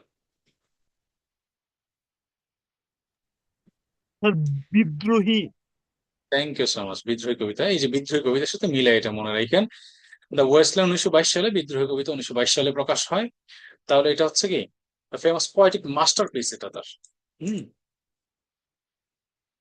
এখন এই বাকি তো মার্ডার দ্য ক্যাথেড্রাল তো বললাম, এগুলা দেখানো হয়েছিল। এখন জাস্ট ওয়েস্টল্যান্ডের ব্যাপারে এই দুইটা লাইন একটু জানবেন জাস্ট, হ্যাঁ। ওয়েস্টল্যান্ড কি, ওয়েস্টল্যান্ডের 5টা পার্ট আছে। এই 5টা পার্টের যে কোনো একটা পার্ট থেকে বলে দিতে, Waste Land has how many parts, এরকম প্রশ্ন হতেই পারে। How many parts are there in the poem the Waste Land, এরকম প্রশ্ন হলে আপনাকে বলতে হবে কয়টা পার্ট? 5টা পার্ট। একটা কবিতাতে পার্ট থাকে, এটা কিন্তু একটা আনইউজুয়াল একটা ব্যাপার, বা হচ্ছে আপনার কবিতাতে সচরাচর পার্ট থাকে না, তাই না? কিন্তু এই ওয়েস্টল্যান্ডে আপনার 5টা পার্ট আছে। এটা প্রায় 400 লাইনের কবিতায়, 400 লাইন প্রায় আছে এখানে। কিন্তু 5টা পার্ট আছে, যার মধ্যে 5টা পার্টের আলাদা আলাদা নাম আছে। কি কি? 1 নম্বর পার্টটার নাম হচ্ছে the burial of the dead, a game of chess, the fire sermon, death by water, what the thunder said. এই 5টা পার্টের নাম। এই 5টা পার্টের মধ্যে আমি কি বলছি খুব ক্লিয়ারলি শুনবেন, স্পষ্ট অক্ষরে। সেটা হচ্ছে যে এই বেরিয়াল অফ দ্য ডেড এর যে মানে এই পোয়েমটা শুরু হয়েছে April is the cruellest month. আপনারা অনেক সময় পেয়ে থাকেন না, এই লেখাটা দেখবেন অনেক সময় ফেসবুকে বা অনেক সময় অনেক জায়গায় লেখা থাকে, April is the cruellest month. এই দ্য ওয়েস্টল্যান্ডের আপনার শুরু হয়েছে এই কি যে এই the burial of the dead এর এই লাইনটা দিয়ে, April is the cruellest month দিয়ে। মনে থাকবে সবার? তাহলে 5টা পার্ট আছে। কি কি? The burial of the dead, a game of chess. আচ্ছা, এত আপনি যে April is the cruellest month, the burial of the dead এর শুরু হয়েছে এরকমটা দরকার নেই। আপনি জাস্ট মনে রাখেন April is the cruellest month, এই লাইনটা দ্য ওয়েস্টল্যান্ড থেকে নেওয়া হয়েছে। পারবেন না? আশা করি পারবেন। ঠিক আছে, তাহলে 5টা পার্টের burial of the dead, a game of chess, the fire sermon, death by water, and what the thunder said. Okay, এখন এই কবিতাটা এত বিখ্যাত কেন? বিখ্যাত হওয়ার কারণ হচ্ছে এই কবিতা, এই ওয়েস্টল্যান্ড বলতে এই আপনার এই নামটা একটু খেয়াল করেন। দ্য ওয়েস্টল্যান্ড কি? ওয়েস্ট মানে কি আমরা জানি কি? গার্বেজ, মানে মানে যেটা আপনার অনুর্বর, তাই না? যেটা ওয়েস্ট, বর্জ্য, এরকম তো এই যেটার আসলে কোনো দরকার নাই সেটা ওয়েস্টল্যান্ড বলছে, যে এই পৃথিবীকে। এই কবিতাটা তো বিখ্যাত হওয়ার কারণ হচ্ছে টি.এস. এলিয়ট সাহেব এই বর্তমান পৃথিবীকে মনে করছেন যে একটা ওয়েস্টল্যান্ড হয়ে গেছে। এই পৃথিবীতে এত পরিমাণ অত্যাচার, নিপীড়ন, জুলুম, বা এই পৃথিবীটা আসলে এত পরিমাণ মানুষ ধর্ম থেকে এতটা বিমুখ হয়ে গেছে যে এলিয়েনেশন, ডিসইন্টিগ্রেশন এত বেশি, মানুষ নিজে এত এত স্বার্থপর, সেলফিশ হয়ে গেছে যে এখানে আসলে মানুষের যে মহত্ব, মানবিকতা, এই এই জিনিসগুলো নাই। ধর্মের প্রতি মানুষের আসলে কোনো খেয়াল নাই। তারা আসলে ভোগবাদে ব্যস্ত। তারা নিজে যে ত্যাগেই প্রকৃত সুখ, এই জিনিসটা তারা বিশ্বাস করছে না। তারা যতটা পারছে টোটালিটারিয়ানিজম একটা শব্দ আছে, ভোগবাদ বা বস্তুবাদ, এই জিনিসটাতে তারা বিশ্বাস শুরু করছে। তাহলে এই ওয়েস্টল্যান্ড বলতে এই বর্তমান পৃথিবীকে বোঝানো হয়েছে। বর্তমান পৃথিবীর যত খারাপ নেগেটিভ দিকগুলো আছে, মানুষ যে শুধুমাত্র তার এই যত প্লে আছে, যত খারাপ কর্ম আছে সবগুলো করছে, এই ওয়েস্টল্যান্ড বলতে এটা বোঝানো হয়েছে। যার জন্য এই কবিতাটা অত্যন্ত বিখ্যাত। এটা সিম্বলিক, সিম্বল কি প্রতীকী কবিতা। এই যে আমার সেকেন্ড লাইনটা আপনি দেখেন, আমি একটু হাইলাইট করছি। By the Westland, Eliot fundamentally symbolized the condition of the present modern world as an uninhabitable space. মানে পৃথিবী যে বসবাসের যোগ্য না, সে 1922 সালে এই কবিতার মধ্যে বলছে যে পৃথিবীটা একটা কি হয়েছে, ফ্র্যাগমেন্টেড, মানুষের মানুষের মিল নাই। এবং এই কবিতা প্রচুর হিন্দু মিথ এবং ফিলোসফিক্যাল অ্যালিউশন ব্যবহার করছে, ফিলোসফিক্যাল অনেক শব্দ ব্যবহার করেছে এই কবিতার মধ্যে। হুম। আচ্ছা, এবার আমি ইব্রাহিমের কাছ থেকে শুনবো। আজকে অনেকদিন পর ক্লাসে আসছে ইব্রাহিম, তার পরীক্ষা ছিল আমি জানি। ইব্রাহিম, আপনি একটু এই 5টা পার্টের নাম এবং এই ওয়েস্টল্যান্ড এত বিখ্যাত কেন, এটা একটু কাইন্ডলি বলেন।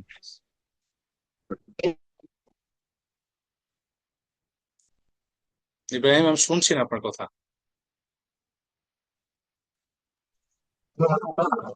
জি স্যার। স্যার 5টা পার্টের নাম হচ্ছে the burial of the dead. এইটার মেইন ফেমাস যে ফ্রেজটা, সেই ফ্রেজটা হচ্ছে April is the cruellest month. Second part phrase হচ্ছে না, এ এটা গেম আপনার অফ লাইন হবে। চেস। একটু বলি, একটু থার্ড বলি। পার্ট হচ্ছে দ্য ফায়ার্স। ওকে এটা ওকে ফ্রেজ ওকে বললে, এটা হচ্ছে আপনার ফ্রেজ বললে হবে না, এটা ফ্রেজ না আসলে, এটা কবিতার লাইন। তো আপনার কবিতার লাইনই বলতে হবে যে April is the cruellest month, এটা একটা সবচেয়ে বিখ্যাত লাইন এই কবিতার, এইভাবে বললেন। হ্যাঁ, এরপরে বলেন। স্যার। ওকে ওকে, এটা একটা ফেমাস, এটা একটা কবিতা। এই কবিতাটার লাইন, ফেমাস লাইন এটা। নাম্বার থার্ড হচ্ছে the fire sermon. Fourth death by water. And number 5 হচ্ছে হোয়াট দ্য থান্ডার সেইড।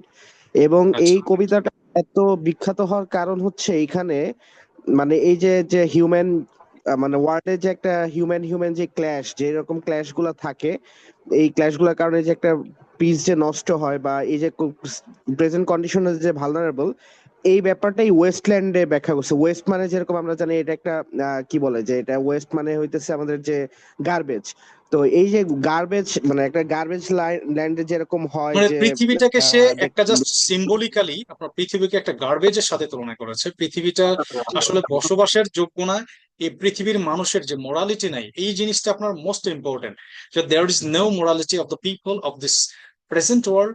যার জন্য সে মনে করছেন এই পৃথিবীর মানুষের মধ্যে মোরালিটি নাই, নীতি নৈতিকতা নাই, হিউম্যানিটি নাই, এই পৃথিবীর বসবাসের যোগ্য না। আনইনহেবিটেবল প্লেস, একটা আনইনহেবিটেবল প্লেস হয়ে গেছে এটা। ওকে, থ্যাংক ইউ সো মাচ। এরপরে আমরা এরকম একটা প্রশ্ন, আপনি যখন বাংলা সাহিত্য পড়বেন, বাংলা সাহিত্যের সাথে মিলিয়ে পড়ার জন্য আমি একটু এই জিনিসটা অ্যাড করেছি, যে বাংলা সাহিত্যে প্রথম টি.এস. এলিয়টের কবিতা প্রথম অনুবাদ করেছেন রবীন্দ্রনাথ ঠাকুর। এই লাইনটা দেখেন, এটা আপনি যখন বাংলা সাহিত্য পড়বেন আশা করি এই লাইনটা পাবেন, যে Rabindranath Tagore was the first writer to translate T.S. Eliot's work into Bengali language. তাহলে এটা ইম্পর্টেন্ট একটা লাইন, আপনারা মনে রাখবেন যে বাংলা সাহিত্যে টি.এস. এলিয়টের লেখা প্রথম যে অনুবাদ করেছিল তিনি হচ্ছেন রবীন্দ্রনাথ ঠাকুর। তারপরে আপনার বিষ্ণু দেও একজন মার্কসিস্ট লেখক ছিলেন। আপনার বিষ্ণুদের নাম হয়তো জানেন। এই বিষ্ণু দেও আপনার এই যে টি.এস. এলিয়টের কবিতা আপনার অনুবাদ করেছিল। ওকে, তাহলে আমরা এই পর্যন্ত 2জন লেখক পড়লাম। একজন হচ্ছে, আচ্ছা সরি, এর মধ্যে আর 2টা কোটেশন পড়াবো না, আমি জাস্ট কোটেশন গুলো আমি দ্রুত দেখাবো আপনাদের। এই যে দেখেন, April is the cruellest month, breeding lilacs from the dead land. এই যে এখানে লেখা আছে the wasteland opening lines of section 1, মানে opening line of the poem, মানে পোয়েম এরকম আর কি। সেকশন 1 মানে তো এই কবিতার প্রথম সেকশন, এই সেকশনের প্রথম লাইন এটা। তো কি লাইন ছিল? April is the cruellest month breeding lilacs out of the dead land. আচ্ছা, এখন আমি আরেকটা বিষয় আপনাদেরকে বলি। April is the cruellest month, why April is the cruellest month? অথবা এরকম যদি প্রশ্ন হয় why is April the cruellest month, আপনি কি উত্তর দিবেন? এটার হচ্ছে আপনার, আমি জাস্ট আপনারা সবাই ম্যাচিউর, জাস্ট বোঝার জন্য আমি একটু বলছি যে April is the cruellest month এই জন্য যে গরমকাল, ঠিক আছে? এপ্রিল মাস হচ্ছে সবচেয়ে বেশি গরমকাল।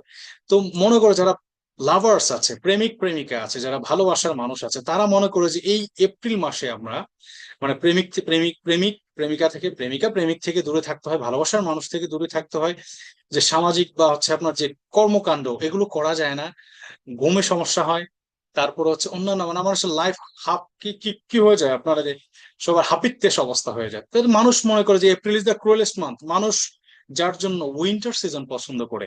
এই লাইনটা কিন্তু মানুষের কথা মূলত, মানে সে কবি টি.এস. এলিয়ট মানুষের অভিব্যক্তি এই লাইনের মধ্যে প্রকাশ করেছে। এপ্রিল, যে মানুষ বলছে এই এপ্রিল মাস দ্রুত দ্রুত চলে যাও, এপ্রিল সবচেয়ে ক্রুয়েলেস্ট মান্থ, এটাই মাসে আমাদের দরকার নেই, আমাদের শীতকাল আমাদের পছন্দ।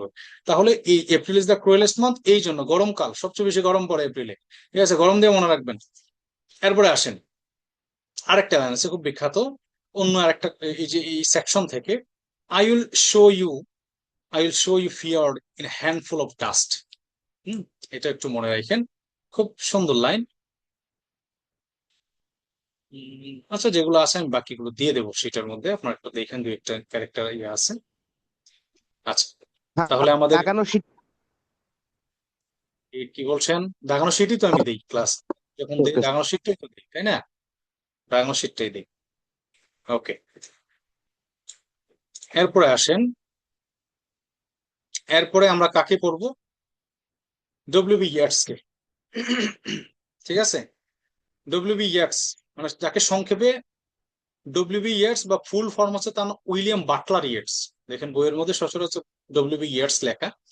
ইয়েটস অনেক বিখ্যাত লেখক, বিখ্যাত কবি। ইয়েটস এর কবিতা বাংলা সাহিত্যে আপনার এই যে আমরা ইয়েটস এর নাম শুনে থাকি সচরাচর কখন জানেন? যে যখন আপনার গীতাঞ্জলি পড়ি তখন ইয়েটস এর নাম শুনে থাকি, কারণ গীতাঞ্জলির যে আপনার মুখ বন্ধ বা হচ্ছে যেটার ইন্ট্রোডাকশন, এই প্রেফাসটা লিখে দিয়েছিল আপনার এই ডব্লিউ.বি. ইয়েটস, যার জন্য পরবর্তীতে আপনার রবীন্দ্রনাথ ঠাকুর কিন্তু কি আপনার নোবেল পুরস্কার পেয়েছিল।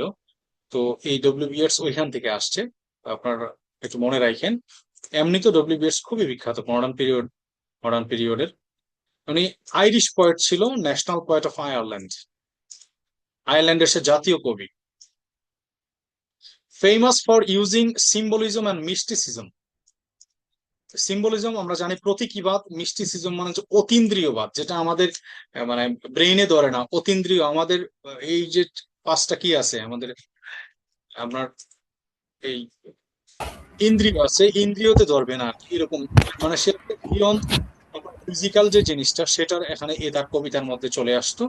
তাহলে সিম্বলিজম এবং মিস্টিসিজমের জন্য তার কবিতা বিখ্যাত। এই প্রশ্ন যদি এরকম আসে, whose poem is famous for symbolism and mysticism, the answer will be W.B. Yeats. Okay, তাইলে মানে he got Nobel Prize at in 1923, 1923 সালে উনি নোবেল পুরস্কার পেয়েছিলেন। এরপর এখানে আরেকটা লেখা আছে, he wrote the introduction of Gitanjali for Rabindranath ঠাকুর। সে রবীন্দ্রনাথ ঠাকুরের আপনার গীতাঞ্জলির কি আপনার হচ্ছে ইন্ট্রোডাকশন লিখে দিয়েছিল। ওকে, তাহলে ওনার পূর্ণরূপ আমরা অলরেডি পড়েছি, তার সে যে আয়ারল্যান্ডের জাতীয় কবি সেটাও বললাম। আবার আরেকটা বিষয়, মজার বিষয় আসেন এবার, এই ডব্লিউ.বি. ইয়েটসও আপনার সে আয়ারল্যান্ডের জন্মসূত্রে সে আইরিশ। ওকে, কিন্তু উনি আবার পরবর্তীতে ইংল্যান্ডে এসে বসবাস শুরু করলো। মানে তাহলে T S. Eliot, William Butler Yeats এই দুইজনই আপনার আউটসাইডার, কিন্তু পরবর্তীতে আপনার ইংল্যান্ডের সিটিজেনশিপ নিয়ে সে ইংল্যান্ডের বাসিন্দা হয়েছিল ওনারা। এখানে এই লাইনটাও লেখা হয়েছে। এখন উনি কি বললাম যে 1923 সালে নোবেল পুরস্কার পেয়েছে, এটা বললাম। এবার ওনার যে বিবলিওগ্রাফি বা ওনার যে বিখ্যাত লেখাগুলো, আমি যেগুলো খুব ইম্পর্টেন্ট সেগুলো জাস্ট দাগাবো, হ্যাঁ, বাকিগুলো আপনার জাস্ট একটু শীট থেকে একটু দেখে নিবেন। এই যে দেখেন এখানে ফেমাস বুকস অফ পোয়েট্রি, মানে এগুলো হচ্ছে কবিতা গ্রন্থ, কাব্যগ্রন্থ। এখানে একটা কাব্যগ্রন্থ বলতে আমরা কি বুঝি? যে যেটা একটা বই যেটার ভিতরে অনেকগুলো কবিতা রয়েছে, সিঙ্গেল পোয়েম থাকবে অনেকগুলো। ওকে, তাহলে ওনার সবচেয়ে বিখ্যাত কাব্যগ্রন্থ হচ্ছে দ্য টাওয়ার। এই যে দেখেন, এটা হাইলাইট করা আছে অলরেডি, দ্য টাওয়ার, 1928 সালে প্রকাশিত। আমাদের সাল দরকার নাই, জাস্ট টাওয়ার নামটা মনে রাখেন। আরেকটা আছে the cat and the moon, এটাও বিখ্যাত। The green helmet and other poems. এরপরে আপনার এটা একটু মনে রাখেন, এই যে কথা, এই যে উইন্ড অ্যামং দ্য রিডস, আর বাকিগুলো। আর এই যে দ্য ওয়াইল্ড সোয়ানস এট কুল, এটা এই নামে একটা তার কবিতাও আছে, আবার এটা একটা কবিতার বইও, মানে এই কবিতার বইটা এই নামে করা হয়েছিল আর কি। ঠিক আছে, দ্য ওয়াইল্ড সোয়ানস এট কুল একটা কবিতার নামও, মানে কাব্যগ্রন্থ প্লাস কবিতার নাম, মানে এটা নাম কবিতা বলা হয় আর কি। যে ওয়াইল্ড সোয়ানস এট কুল কাব্যগ্রন্থের নাম কবিতা হচ্ছে দ্য ওয়াইল্ড সোয়ানস এট কুল। তাহলে এগুলো একটু মনে রাখেন। আচ্ছা, এটাও তো উইন্ডিং স্টার অফ ইম্পর্টেন্ট, এটাও দেখেন, সবই আসলে আলটিমেটলি দাগানো হয়ে গেছে। Okay, the winding stair and other poems. এইবার তার সে এক প্লে লিখছে, আমার জানা মতে একটাই, দ্য রিজারেকশন নামে একটা প্লে লিখেছেন উনি, নাটক। আর সে মূলত কবি, তো কবিতা লিখতো সে।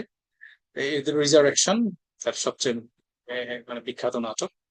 এরপরে তার সিঙ্গেল কয়েকটা পয়েম সম্পর্কে আমি আপনাদেরকে বলবো। সিঙ্গেল পয়েম, কি বললাম, সিঙ্গেল পয়েম যেগুলো হচ্ছে খুবই বিখ্যাত। ইস্টার্ন 1916,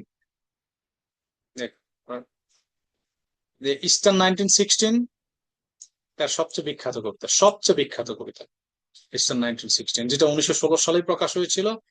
এই কবিতা আয়ারল্যান্ডের যে জাতীয়তাবাদী ধারণা যারা আছে তাদেরকে জয়গান গেয়েছেন। এই কবিতার একটা বিখ্যাত লাইন আছে, এই লাইনটা যদি হুট করে উঠায় দেয়, জিজ্ঞেস করতেই পারে এই লাইনটা কোন কবিতা থেকে নেওয়া হয়েছে বা কে লিখেছেন। All changed, change আটারলি, a terrible beauty is born. খুব সুন্দর একটা line, all changed, changed আটারলি, a terrible beauty is born. তাহলে ইস্টার্ন 1916 থেকে। এরপরে তার আরেকটা কবিতা সেকেন্ড কামিং, আরো একটা কবিতার নাম হচ্ছে তার the lake isle of Innisfree. The lake isle of Innisfree, isle না শব্দটা, খেয়াল করবেন, the lake isle of Innisfree. No second Troy. তার কবিতাগুলো কিন্তু মুখস্থ রাখতে হবে, আপনারা ভাইবেন না যে স্যার শুধু শুধু পড়াচ্ছে, না।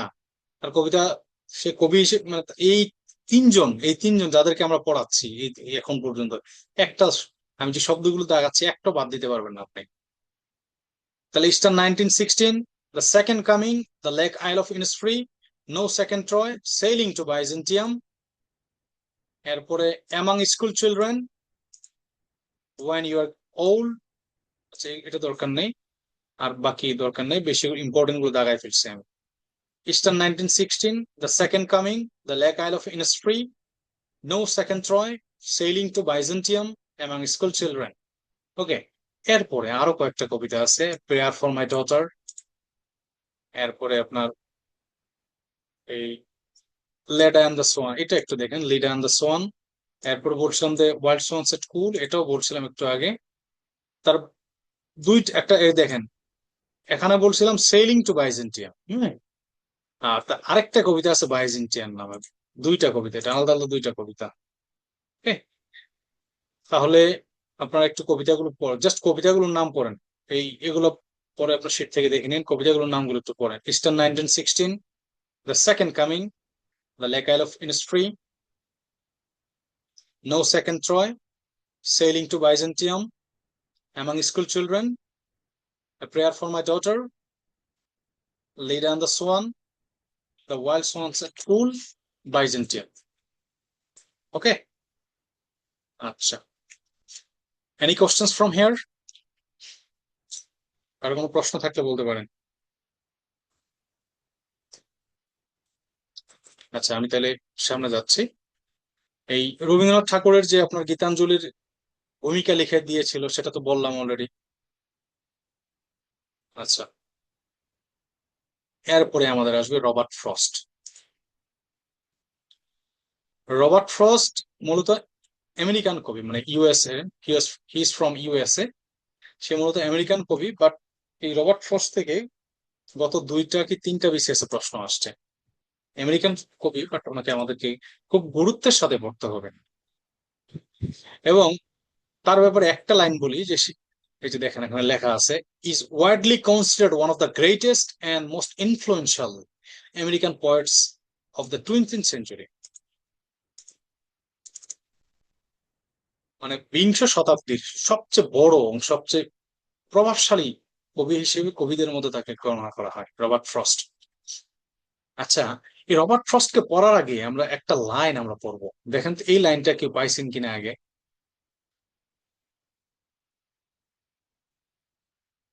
এই লাইনটা কেউ পড়ছেন কিনা আগে দেখেন তো, যে রবার্ট ফ্রস্ট আপনি একটু দেখেন, the woods are lovely dark and deep but I have promises to keep and miles to go before I sleep and miles to go before I sleep. দেখছেন স্যার কখনো? এটা দেখেন পড়ছি, এটা স্যার পড়ার পড়ছি কথা, এটা ফেসবুকে ইন্টারে প্রায় ছিল থাকে। স্যার। ফেসবুকে আপনার অনেকে দেখবেন এই কোটেশন দিয়ে, মানে সে হচ্ছে ইন্সপিরেশনাল কোটেশন হিসেবে এটা ব্যবহার করে। ঠিক আছে, ফেসবুকে অনেকে পোস্ট দেয় এটা নিয়ে। এই লাইনগুলো, the woods are lovely dark and deep but I have promises to keep and miles to go before I sleep and miles to go before I sleep, এই এই লাইনগুলো তার stopping by woods on a snowy evening নামে তার একটা কবিতা আছে, ওই কবিতা থেকে নেওয়া হয়েছে। ওকে, এবার চলেন আমরা এই রবার্ট ফ্রস্টের ব্যাপারে আরেকটু শুনি। রবার্ট ফ্রস্ট এত বিখ্যাত কবি ছিল, তার নমিনেশন মানে সে 31 বার নোবেল পুরস্কারের জন্য সে নমিনেট হয়েছিল, কিন্তু আনফরচুনেটলি সে নোবেল পুরস্কার পায় নাই। 31 বার, আপনি বুঝতেছেন ব্যাপারটা, মানে 31 বার সে নমিনেট হয়েছিল, বাট আনফরচুনেটলি কি সে নোবেল পুরস্কার পায়নি। বাট তার একটা ব্যাপার আছে, সে 4 বার একমাত্র লেখক হিসেবে, he remains the most decorated poet in US history with 4 Pulitzer prize. নিশ্চয় 4 বার পুলিৎজার পুরস্কার পেয়েছিল, 4 বার পুলিৎজার পুরস্কার পাওয়া ইতিহাসে আর কোনো লেখক নাই। ঠিক আছে, তাহলে এখন এই যতটুকু জানা দরকার আমরা পড়লাম। এবং আরেকটা ব্যাপার বলি, সে হচ্ছে আমেরিকার জাতীয় কবি, ন্যাশনাল পোয়েট অফ আমেরিকা। এখন আমেরিকাতে জাতীয় কবি আছে 3 জন, বাংলাদেশের মতো না। আমেরিকাতে জাতীয় কবি আছে 3 জন, 2 জন পুরুষ, 1 জন মহিলা। এর মধ্যে 2 জনের মধ্যে একজন হচ্ছে ওয়াল্ট হুইটম্যান, সেকেন্ড জন হচ্ছে রবার্ট ফ্রস্ট, এবং 3 নাম্বার হচ্ছে এমিলি ডিকিনসন। এমিলি ডিকিনসন নামে একজন সাহিত্যিক আছেন, মহিলা লেখিকা। এই উনি হচ্ছেন এরা 3 জন, Walt Whitman, Robert Frost, Emily Dickinson, এই 3 জন হচ্ছে আমেরিকার জাতীয় কবি। তাহলে উনি যে one of the national poets of America. এখন এই ঠিক আছে, যতটুকু জানা দরকার এখানে জানলাম। এরপরে আসেন, এই যে দেখেন এখানে একটা লাইন আছে, যে কালচারাল লেগেসি, এই লাইনটা দেখেন একটু জাস্ট কি লেখছে, his lines like and miles to go before I sleep and two roots diverge in wood have become permanent fixtures of American cultural vocabulary. বুঝতেছেন অবস্থা, মানে সে এতটা বিখ্যাত, এই 2টা লাইন আমেরিকার যে কালচারাল ভোকাবুলারি, সাংস্কৃতিক লাইন হিসেবে ব্যবহার করছে ওনারা। Two roots diverge in a wood, এটা আরেকটা কবিতা নিয়ে নেওয়া হয়েছে, এটা আমি একটু পরে দেখাচ্ছি আপনাদের। তাহলে Miles to go before I sleep, এই 2টা লাইন তার অত্যন্ত বিখ্যাত লেখা। এরপরে আসেন, এই যে দেখেন, Robert frost was nominated 31 times, but unfortunately he did not get Nobel Prize. ওকে, এরপরে আসেন ওনার বিবলিওগ্রাফি, মানে তার বিবলিওগ্রাফি শব্দের অর্থ জানেন তো সবাই নাকি? বিবলিওগ্রাফি হচ্ছে গ্রন্থ পঞ্জিকা, যে তার কি কি লেখা আছে, লেখাতে উনি কি কি লিখেছিলেন তার ব্যক্তি জীবনে, এই সাহিত্যিক জীবনে। তার কি নর্থ অফ বোস্টন একটা তার এটা পোয়েট্রি কালেকশন, এখানে অনেকগুলো কবিতা আছে, এটার নাম হচ্ছে North of Boston, boys will, এই 2টা তার পোয়েট্রি কালেকশন। এরপরে তার ফেমাস ইন্ডিভিজুয়াল পোয়েম, এই দ্য রোড নট টেকেন, এই কবিতাটার নাম মনে রাখবেন, stopping by woods on a snow evening, ওই যে কোটেশনটা একটু আগে বলছিলাম, the woods are lovely dark and deep miles to go before I sleep, এই woods stopping by woods on snow evening এই কবিতা থেকে নেওয়া হয়েছে। মেন্ডিং ওয়াল, ঠিক আছে, এই মেন্ডিং ওয়াল থেকে 47 বিসিএস, মোস্ট প্রবাবলি 47 বা 48 একটা প্রশ্ন আসছে মেন্ডিং ওয়াল থেকে। Good fences make good neighbours, আপনি কি লাইন লিখছে দেখেন, good fences make good neighbours, এই মেন্ডিং ওয়াল থেকে। The road not taken, stopping by woods on a snow evening, mending wall, the death of the hired man, home burial, birches, fire and ice, perennial spring, to earthward, Christmas tree, আমি যেগুলো highlight করে রেখেছি খুবই important কবিতা এক একটা। Acquainted with the night, nothing gold can stay. ওকে, কবিতাগুলো একটু পড়েন প্লিজ। কি কি কবিতা? রোড নট টেকেন,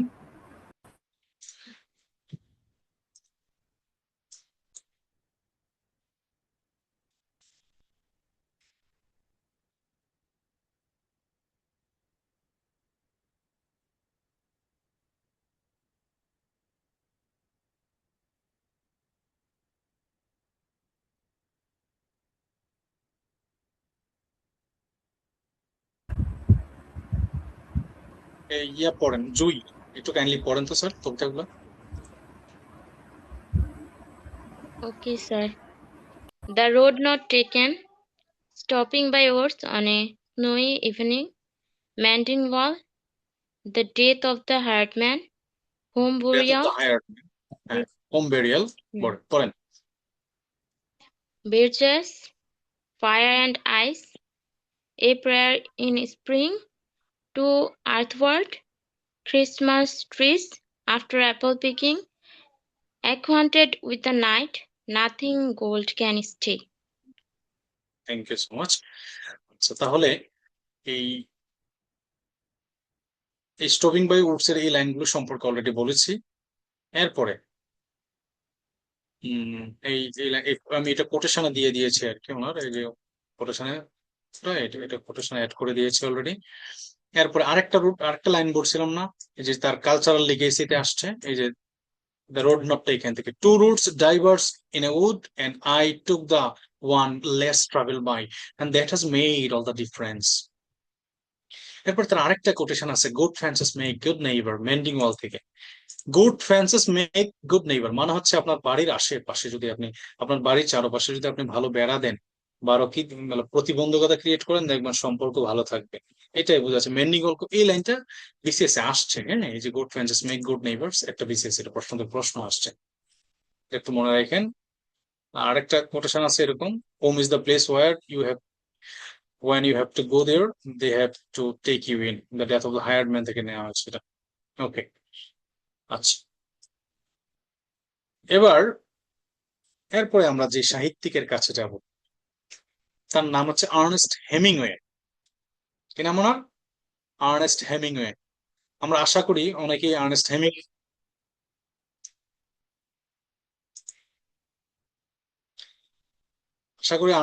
এর নাম আপনারা শুনেছেন।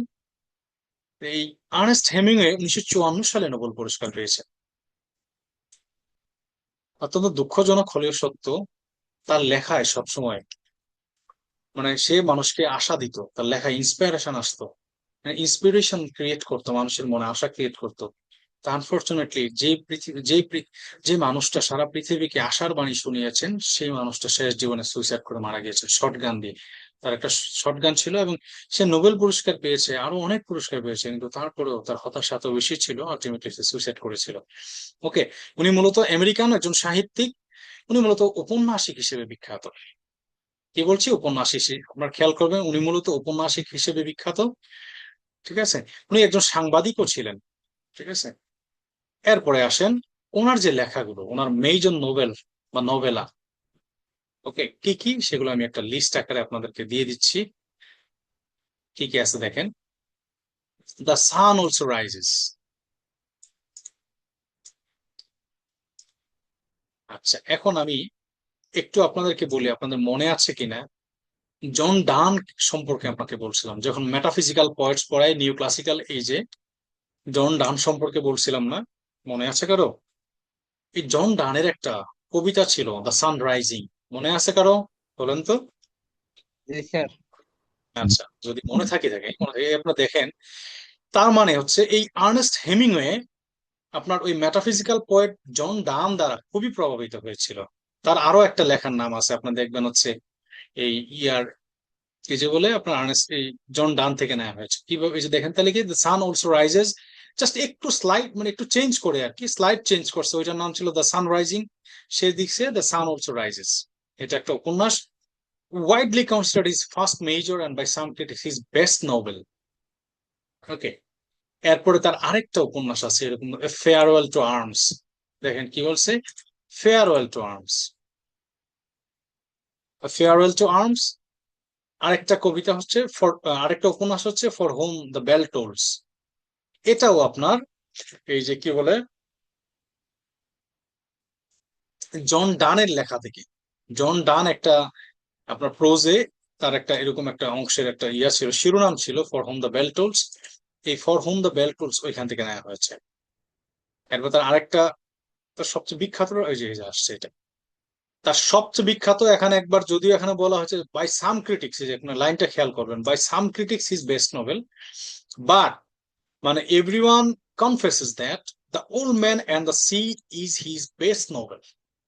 দ্য গ্রেটেস্ট মাস্টারপিস লেখা আছে দেখেন আপনার, the old man and the sea, নাম শুনছেন মনে হয় আশা করি অনেকে, the old man and the sea. এটা একটা আসলে নভেলা। ওই যে বলছিলাম যে নভেলা হচ্ছে কি আপনার greater than short story, but আপনার স্মলার দেন কি নোবেল, তাকে বলা হয় নভেলা। এই old man and the C হচ্ছে একটা নভেলা। এটা হচ্ছে আপনার তার গ্রেটেস্ট মাস্টারপিস, যেটার জন্য সে 1953 সালে পুলিৎজার পুরস্কার পেয়েছিল। এবং একই সাথে এটা, ওই যে আগে বলছি যে একজন সাহিত্যিককে মূলত নোবেল পুরস্কার দেয়া হয় তার সমগ্র কর্মজীবন বিবেচনা করে, তার সমগ্র সাহিত্যিক জীবন বিবেচনা করে। বাট তার এই লেখাটা মানে একটা ক্যাটালিস্ট, একটা আপনার এটা হচ্ছে ক্যাটালিস্ট হিসেবে কাজ করেছে। এটার লেখার পরে মনে হচ্ছে যেন এই ভদ্রলোককে একটা পুরস্কার দেয়া যায়, নোবেল পুরস্কার। এই আপনার তখন এটা নোবেল পুরস্কার দেয়া হলো। তাহলে এটা হচ্ছে আপনার the old man on the sea কি ইজ হিজ গ্রেটেস্ট মাস্টারপিস, তো মনে রাখবেন। এরপরে আসলে অন্যগুলো নন ফিকশন টাইটেল, সেগুলো আপনাদের দরকার নেই। তার একটা মাত্র জাস্ট একটা প্লে আছে, এটা একটু দেখেন, আমি একটু আপনাদেরকে দাগিয়ে দিচ্ছি। একটা মাত্র ফুল লেন্থ প্লে, সেটা হচ্ছে the fifth column. Fifth column, হ্যাঁ, ঠিক আছে। এবার আসেন আপনার এই যে একটু আগে বলছিলাম the sun also rises, the sun rising, John ডানের লেখা বলছিলাম। এবার এই যে for whom the bell tolls, John ডানের কথা, এটাও বলছি। ম্যান উইথাউট উমেন, সেটা হচ্ছে আর্নেস্ট হেমিংওয়ের একটা শর্ট স্টোরি, এই যে এটা। বাট ম্যান এন্ড উমেন লিখছে রবার্ট ব্রাউনি। এই দুইটা একটু আমি আর একটু ইয়ে করে দিচ্ছি। রবার্ট, এই দুইটা সম্পর্কে বললাম, একটু দেখবেন কনফিউজিং পেয়ার্স। ওকে, আচ্ছা, তাহলে আমরা এখন পর্যন্ত কয়জন লেখক পড়লাম? 5 জন। কে কে? জর্জ বার্নার্ড শ, 2 নাম্বার হচ্ছে আপনার টি.এস. এলিয়ট, 3 নাম্বার হচ্ছে ডব্লিউ.বি. ইয়েটস, 4 নাম্বার হচ্ছে আপনার রবার্ট ফ্রস্ট, 5 নাম্বারে আর্নেস্ট হেমিংওয়ে সম্পর্কে জানলাম। ওকে, এরপরে আমরা যাব হচ্ছে ডি.এইচ. লরেন্স নামে একজন। কে বলেন? ইব্রাহিম স্যার, ওই যে আর্নেস্ট হেমিংওয়ে যে নোবেল প্রাইজ পাইছিল, যে অ্যানালাইসিসটা দিলেন স্যার, ওটা যদি একটু আরেকবার দিতেন, মানে আমার নেট ডিসকানেক্টেড হয়ে গেছিল। এই আচ্ছা নোবেল আচ্ছা, প্রাইজ। ঠিক আছে। আচ্ছা আচ্ছা, ঠিক আছে। এই যে এই যে দেখেন, বলছি often considered his greatest masterpiece. It won the Pulitzer Prize in 1953 and was the primary catalyst for his Nobel Prize in Literature in 1954. মানে হচ্ছে আমি বলেছি যে একজন লেখককে তার সমগ্র সাহিত্যিক জীবন বিবেচনা করে আপনার কি নোবেল পুরস্কার দেওয়া হয়। বাট এই লেখাটা যখন লিখছি, এর আগে তো সে অনেক লেখা লিখছে, ভালো লিখছে, প্রশংসিত, সবাই চিনছে। বাট উনি যখন এই লেখাটা লিখছে, মনে হয়েছে যেন ওনাকে নোবেল পুরস্কার দেওয়া দরকার। তখন নোবেল কমিটিটা বিবেচনা করলো যেন পুরস্কার দেওয়া যায়, এবং একই লেখার জন্য 1953 সালে, ঠিক আছে, পুলিৎজার পুরস্কার পেয়েছিল উনি, the old man and the C. এবং এটা একটা নভেলা। আমি নভেলার ডেফিনেশন অনেক আগেই দিয়েছি, আপনারা হয়তো জানেন যে সেটা হচ্ছে নভেলা কাকে বলে, যে greater than short story but smaller দেন কি নোবেল, মানে সাইজ আর কি, ইন সাইজ। সাইজের ক্ষেত্রে শর্ট স্টোরির চেয়ে কিছুটা বড় হবে এবং উপন্যাসের চেয়ে কিছুটা ছোট হবে, সেটাকে আপনার নভেলা বলা হয়। আচ্ছা, এরপরে এই কনফিউজিং পেয়ার তো দেখালাম। এরপরে আমরা যাকে পড়বো ওনার নাম হচ্ছে ডি.এইচ. লরেন্স। আমি ক্লাসের শুরুতে বলছিলাম যে দেখেন, আজকে মডার্ন পিরিয়ডে অনেক লেখক আছে যারা এই যে ডি.এইচ.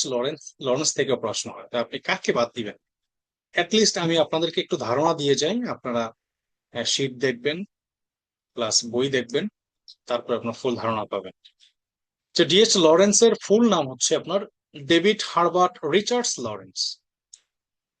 এটা আপনার সংক্ষেপে ওনাকে ডি.এইচ. লরেন্স বলা হয়।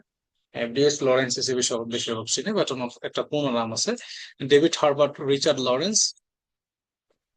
এখন এই ওনার ব্যাপারে একটু মানে বলতে গেলে আমি আবারও বলি, আমার ক্লাসে আমি সচরাচর এক্সট্রা কথাবার্তা কম বলি। উনি তারপর ওনার ব্যাপারে যেহেতু আসছে, যার জন্য একটু না বললে আপনারা ক্লিয়ার হবেন না। উনি এমন টাইপের লেখা লিখতো যে ওনার লেখায় আসলে সেক্সুয়ালিটি ব্যাপারটা খুব মানে সে পারভার্ট আকারে লিখতো, মানে মানে তারাকে বলতো হি ওয়াজ এ পারভার্ট, যে তার লেখায় সেক্সুয়ালিটিটা এত বেশি উন্মুক্ত আকারে সে প্রেজেন্ট করতো, তাকে পারভার্ট বলা হতো, যে মানে তাকে মানে যে সে পর্নোগ্রাফার এই টাইপের মনে হচ্ছে, যে এই টাইপের কিনা। কিন্তু পরবর্তীতে সে যখন মারা গেল, তার লেখা নিয়ে গবেষণা শুরু হলো যে সে আসলে এমন টাইপের লেখা লিখছে যেটা আসলে মনস্তাত্ত্বিক আমি যে ক্যারেক্টারিস্টিক্স পড়ালাম তখন এগুলো বলছিলাম যে মানুষের মনের ভিতরে যে ধারণাটা তার লেখার ফুটে আসছে। তার যে লেখা আছে একটা, আপনার এই যে এই যে লিস্ট পাবেন, আপনার লিস্টটা দেখেন, তার একটা উপন্যাসের নাম আছে এরকম, সানস এন্ড লাভার্স। আপনি এই উপন্যাসটার নাম দেখে আপনি কি হবে বলেন তো দেখি? মানে সানস এন্ড লাভার্স, এটা কোনো উপন্যাসের নাম হতে পারে? যে সানস এন্ড লাভার্স, যে সে পুত্ররা কিভাবে আবার ভালোবাসা মানুষ হয়। বাট এটা তার উপন্যাসে সে দেখিয়ে দিয়েছে যে আপনার ওই যে সিগমুন্ড ফ্রয়েডের যে আপনার ধারণা আছে, সিগমুন্ড ফ্রয়েড মনস্তাত্ত্বিক আহ, মনোতত্ত্ববিদ, যে সিগমুন্ড ফ্রয়েডে আপনার কি আছে না তত্ত্ব দিয়েছেন না, যে সচরাচর ছেলে মানুষরা তার মায়ের প্রতি একটু কি থাকে, দুর্বল থাকে, এবং মেয়ে মানুষরা বাবার প্রতি দুর্বল বলতে বাবাকে বেশি ভালোবাসে, ছেলেরা মাকে বেশি ভালোবাসে। সিগমুন্ড ফ্রয়েড তার একটা বইয়ের মধ্যে এটা ধারণা দিয়েছে। এই সিগমুন্ড ফ্রয়েডীয় ধারণার মধ্যে এই উপন্যাসটা আসছে, সানস এন্ড লাভার্স। তাহলে সানস এন্ড লাভার্স এই এই নামগুলো দেখে লেডি চাত্তারলিস লাভার, এই যে একটা এই উপন্যাসটা আসলে আপনার খুবই আপনার সেক্সুয়ালি এতটা অবসিন ধারণা এটার মধ্যে আসছে, যার জন্য এটা ব্যান করা হয়েছিল যখন উনি এটা রচনা করেছিলেন। ঠিক আছে, কন্ট্রোভার্সাল নোবেল, কিন্তু পরবর্তীতে এটাকে আপনার বিখ্যাত নোবেল হিসেবে কাউন্ট করা হয়। হুম। আচ্ছা, তাহলে তার লেখাগুলো আমরা একটু দেখে ফেলি, কি কি আছে তার উপন্যাস। মূলত উনি উপন্যাসী হিসেবে বিখ্যাত। হ্যাঁ, কি কি? দ্য হোয়াইট পিকক, এই সানস এন্ড লাভার্স থেকে প্রশ্ন আসছে অলরেডি। হুম, এটা দেখি, সানস এন্ড লাভার্স থেকে প্রশ্ন আসছে বিসিএস এ। The white peacock, the trespasser, sons and lovers, the rainbow. আমরা যখন উইলিয়াম ওয়ার্ডসওয়ার্থ পড়েছিলাম রোমান্টিক পিরিয়ডে উইলিয়াম ওয়ার্ডসওয়ার্থের একটা কবিতার নাম ছিল দ্য রেইনবো নামে। এই রেইনবো কবিতার পরবর্তীতে এটা একটা উপন্যাস হিসেবে আপনার এই ডিএস লরেন্স লিখেছে। যে এটা আমি লিখে দিয়েছি, এই যে দ্য রেইনবো অলসো, এখানে এই রেইনবো তার একটা উপন্যাস। Women in love, the lost girl, lady Chatterley's lover. Okay, এবার দেখেন তাহলে আবার পড়েন কি কি? The white peacock, the trespasser, sons and lovers, the rainbow, the lost girl, women in love. পড়েন সবাই।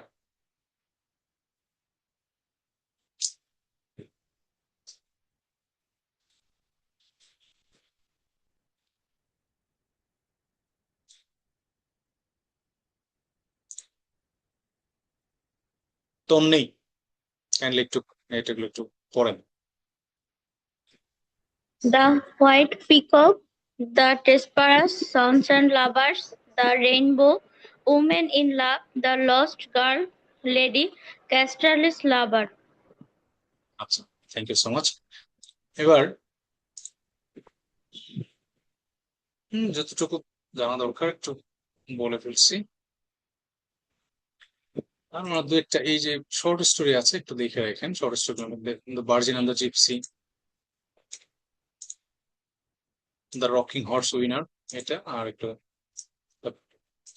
The princess. ওকে, আচ্ছা, এরপরে জর্জ অরওয়েল, আমাদের 7 নম্বর লেখক জর্জ অরওয়েল।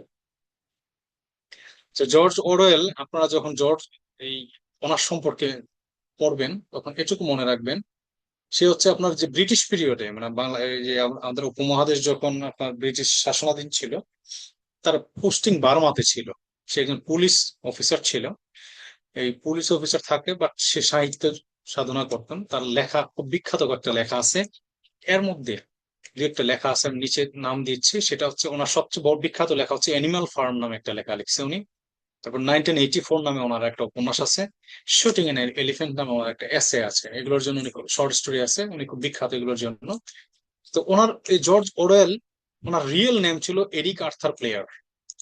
এই জর্জ অরওয়েল হচ্ছে ওনার মানে আপনার কি ছদ্মনাম, ঠিক আছে? জর্জ অরওয়েল বললাম কি ছদ্মনাম, ওনার রিয়েল নেম হচ্ছে এরিক আর্থার ব্লেয়ার। হ্যাঁ, এরপর ওনার জন্ম কোথায় দেখেন, birth place Motihari, Bengal Province in undivided British India. মানে আসলে সে জন্মসূত্রে তাহলে কি একজন ইন্ডিয়ান নাগরিক, জন্মসূত্রে ইন্ডিয়ান নাগরিক, বাট পরবর্তীতে ব্রিটিশ সিটিজেনশিপ নিয়েছে। এই যে এখানে আরেকটা লাইন আছে, he served as sub division of police officer in British imperial Burma. আচ্ছা, এই লাইনটা একটু দেখবেন। আচ্ছা, আমরা যখন নিউ ক্লাসিক্যাল পিরিয়ড পড়েছিলাম তখন আমরা একজন লেখকের নাম পড়েছিলাম, যেটা জোনাথন সুইফট। জোনাথন সুইফট হচ্ছে ইংরেজি সাহিত্যের সবচেয়ে বড় কি স্যাটায়ারিস্ট বা স্যাটরিস্ট আর কি, ডক্টর স্যাটরিস্ট। এই হাস্য বিদ্রুপাত্মক লেখা লিখতো। এই জোনাথন সুইফট কি করতো, বিদ্রুপাত্মক লেখা লিখতো। জোনাথন সুইফটের আপনার যে কি কি ছিল, গ্যালিভার্স ট্রাভেল ছিল, গ্যালিভার্স ট্রাভেলে আপনার সে পুরো সমাজ, পুরো ইংল্যান্ড, পুরো বিশ্ববাসীকে আপনার স্যাটায়ার করেছে, পুরো বিশ্ববাসীকে আপনার বিদ্রুপাত্মক ভাবে প্রকাশ করেছে, স্যাটায়ার করেছে। এই একইভাবে এই জর্জ অরওয়েল তার দুই একটা লেখার মধ্যে আপনার স্যাটায়ার করছে সমাজকে, প্রতীকী লেখা, অ্যালিগরিক্যাল লেখা আছে তার।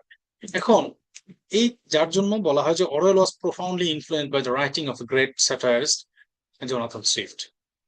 ওকে, এরপরে আসেন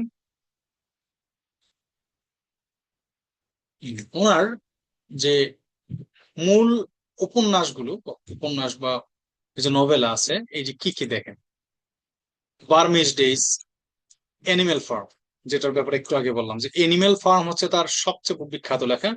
এটা হচ্ছে ওনার মাস্টারপিস। এটা মূলত নভেলা যদিও, বাট আপনার নভেল নভেল বলতে পারেন। স্যাটারিক্যাল অ্যালিগরিক্যাল নভেলা, প্রতীকী প্রতীকী ভাবে বিদ্রুপ করছে।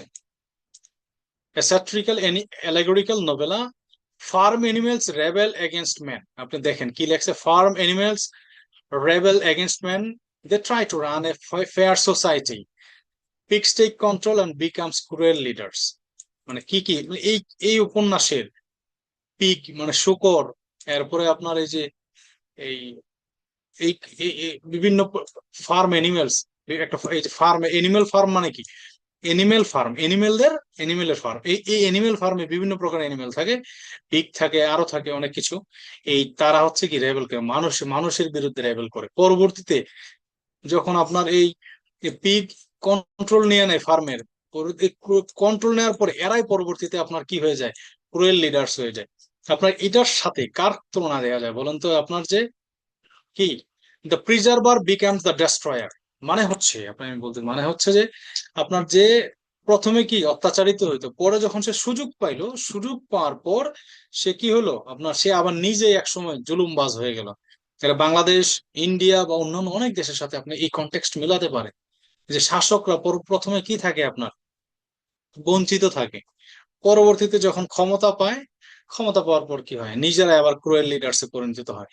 মানে এর জন্য এই যে প্রতীকী স্যাটায়ার করছে, বিদ্রুপ করছে, প্লাস এটা প্রতীকী কাদের মাধ্যমে, এনিমেলের মাধ্যমে প্রতীকী, মানুষ আনে নাই, কোনো নাম দেয় নাই। ঠিক আছে, তাহলে স্যাটারিক্যাল অ্যালেগরিক্যাল নোভেলা। এরপরে ওনার আরেকটা বিখ্যাত লেখা 1984, এটা ওনার এই উপন্যাসের নামটা হচ্ছে এরকম, জাস্ট 1984, এটা সংখ্যায় উপন্যাসের নামটা জাস্ট আপনাদের বোঝার জন্য আমি এটা অ্যাড করে দিয়েছি, 1984। Okay, a political dystopian novel. আচ্ছা, big brother is watching you, এই লাইনটাকে শুনছেন? এই উপন্যাসের বিখ্যাত লাইন, এই যে যে তুমি যেখানে যাও না কেন বড় ভাই তোমাকে দেখছে, খেয়াল রাখছে। এটা আপনার এটাও মূলত আপনার এই যে করছে আপনার এই যে শাসকদের, বিশেষ করে শাসকরা যে আপনার যে ডিজিটাল নিরাপত্তা আইন বা অন্যান্য অনেক কিছুর মাধ্যমে আপনাদের কি দমিয়ে রাখার চেষ্টা করেছে, তখন এটা বোঝা যে big brother is watching you, please be careful, don't write everything on WhatsApp or anywhere, don't post everywhere, don't post in Facebook. ঠিক আছে, এরকম এই যে big brother is watching you, এই যে 1984 এর একটা কনসেপ্ট, সে এটা 1949 সালে এই কনসেপ্টটা সে লিখে গেছে। আপনি বলেন কত কত বছর আগে, যার জন্য সে বিখ্যাত, জর্জ অরওয়েল। তো জর্জ অরওয়েলের আমরা পড়লাম Burmese days, animal farm 1984, clergyman daughter, দরকার নাই এগুলা, কামিং আপ ফর এয়ার, এই এই এই তিনটা ওনার বিখ্যাত লেখা। বার্মিজ ডেটা একটু মনে রাখেন জাস্ট। আর ওনার সবচেয়ে বিখ্যাত শর্ট স্টোরি যে শুটিং এন এলিফ্যান্ট, এটা থেকে প্রশ্ন আসছে একবার। এই শুটিং এন এলিফ্যান্ট উনি যখন বার্মায় ওনার পোস্টিং ছিল, উনি তখন এই বার্মায় অভিজ্ঞতা থেকে এই উপন্যাসটা, এই কি যে বলে শর্ট স্টোরিটা লিখছে। The lion on the unicorn. এরপরে আপনার আর দরকার নেই, হ্যাঁ, এটুকুই এনাফ। আর এই যে ওনার এইটা একটু দেখেন যে নন ফিকশনে সে হোমস্টো ক্যাটালোনিয়া নামে একটা লেখা লিখছে, এটা মেমোয়ার। The road to Wigan পায়ার।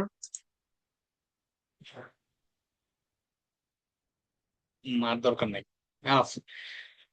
তাহলে একটু ওনার এই নভেলস গুলো দেখেন। আমি একজনকে জিজ্ঞেস করি কে আছে, একজন পড়ো শোনান দেখি কাকে ধরেন। আরিফকে আজকে জিজ্ঞেস করেন, আরিফ একটু পড়েন।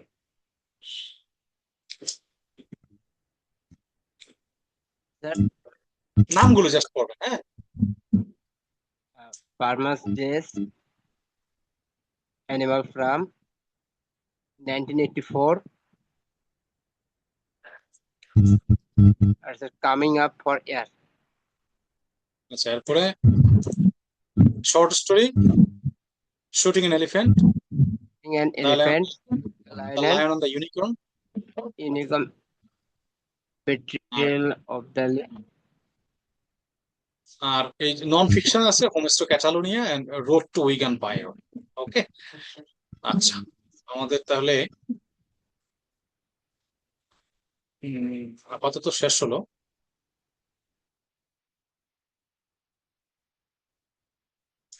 এতক্ষণ তো শুধুমাত্র আপনার পুরুষ সাহিত্যিক করলেন, একজন মহিলা সাহিত্যিক করবেন না?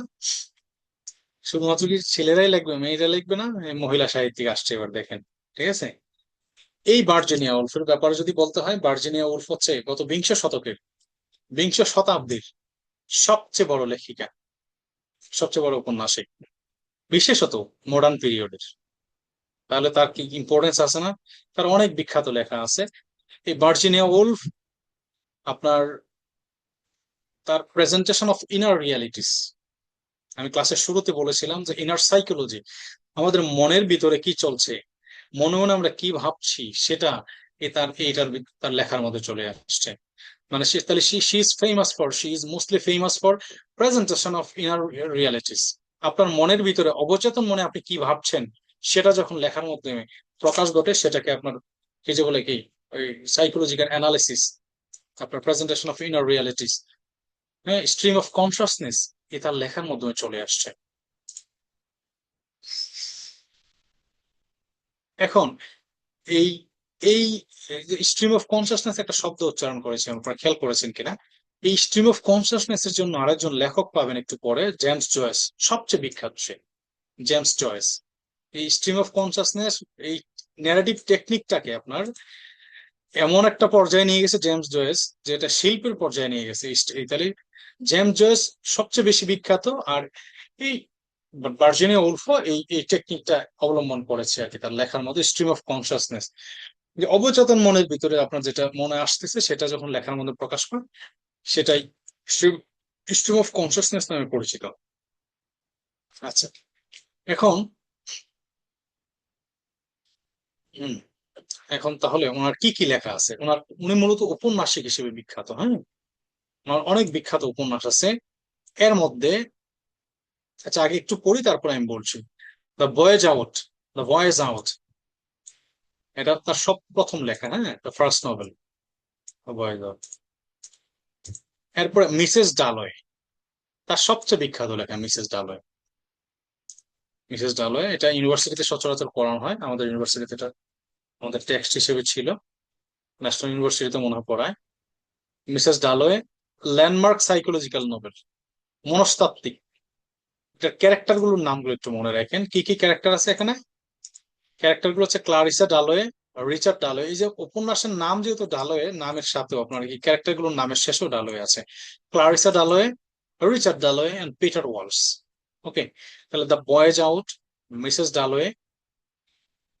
এরপরে তার অত্যন্ত বিখ্যাত লেখা to the light house, to the light house. দেখেন one of her most celebrated works. এখন এই এডগার অ্যালান পো নামে একটা লেখক আমরা পড়েছিলাম মডার্ন পিরিয়ড, সরি রোমান্টিক পিরিয়ডে। এই এডগার অ্যালান পোর একটা লেখা আছে দ্য লাইট হাউস নামে। জাস্ট এটা নোট আকারে আমি লিখে দিয়েছি মোস্ট প্রবলি, যে নোট নোট আকারে, হ্যাঁ এটা নোট আকারে একটু জাস্ট মনে রাখেন। এটা আপনি অনেক সরে এভাবে আসলো কেন? তাহলে এই the voyage out, Mrs Dalloway to the light house, the waves, Jacob's room, Orlando. Orlando এগুলো তার সবচেয়ে বিখ্যাত লেখা, যেগুলো হাইলাইট করেছে, আর বাকিগুলো আছে। এরপরে তার এই আর ফিকশন আছে, কিন্তু হিউজলি দেখতে পাচ্ছ কতগুলো পড়া যায়। দাঁড়ান, এতগুলো দরকার নেই, আমি যেটা পড়া লাগবে।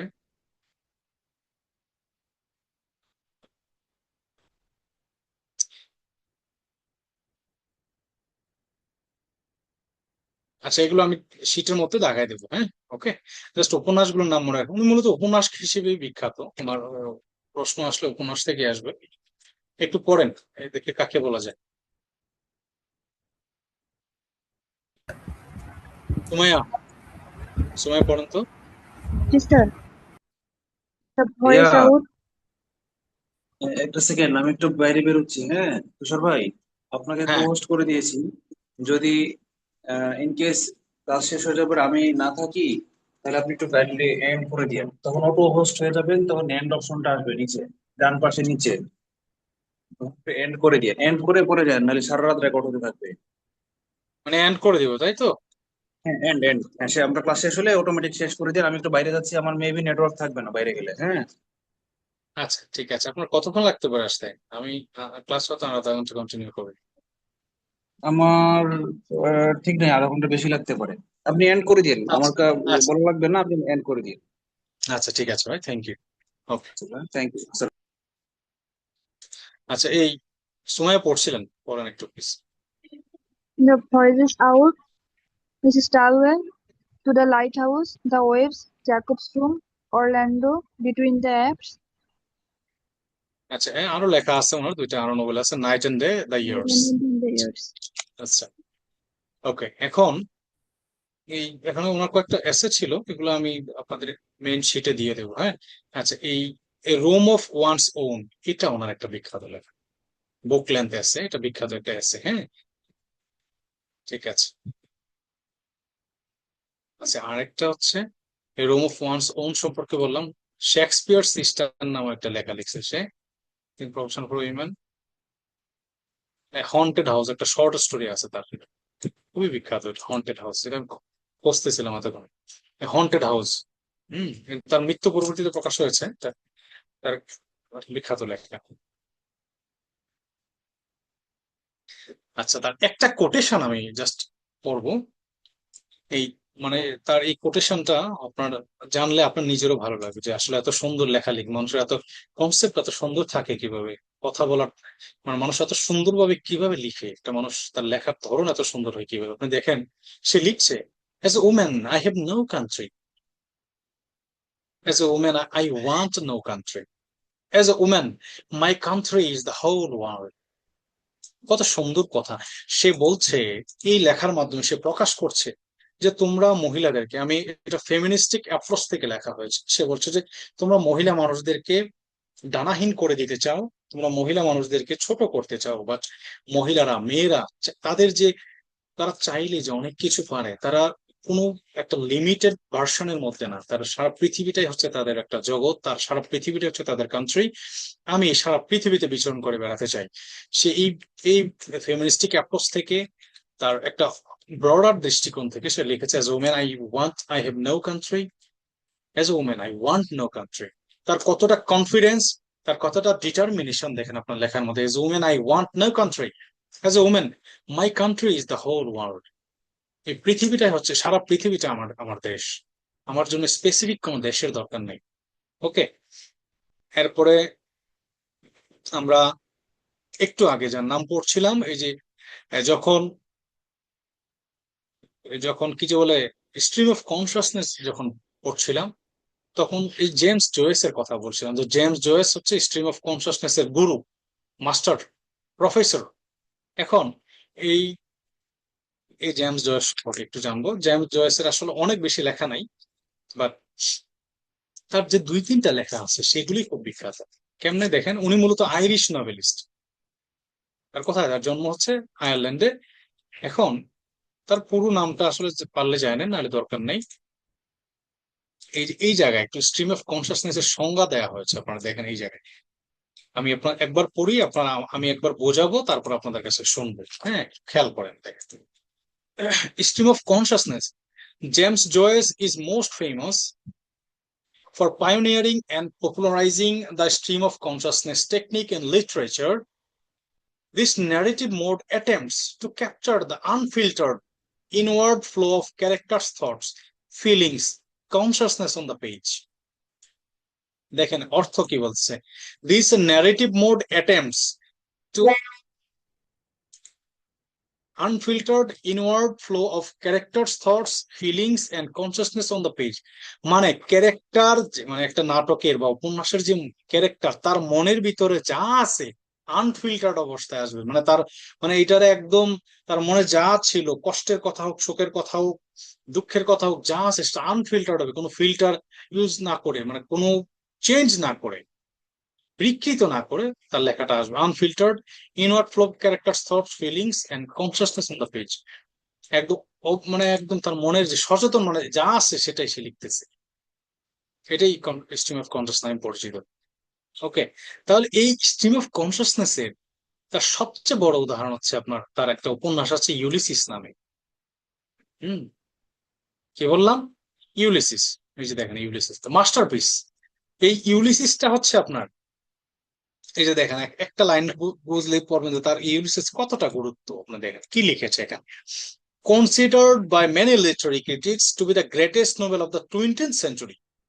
In 1998, the Modern Library ranked Ulysses at the #1 spot on its list of 100 best English language novels of the 20th century. আপনি অবস্থাটা খেয়াল করেন, এই ইউলিসিস হচ্ছে গত বিংশ শতাব্দীর সবচেয়ে সেরা উপন্যাস।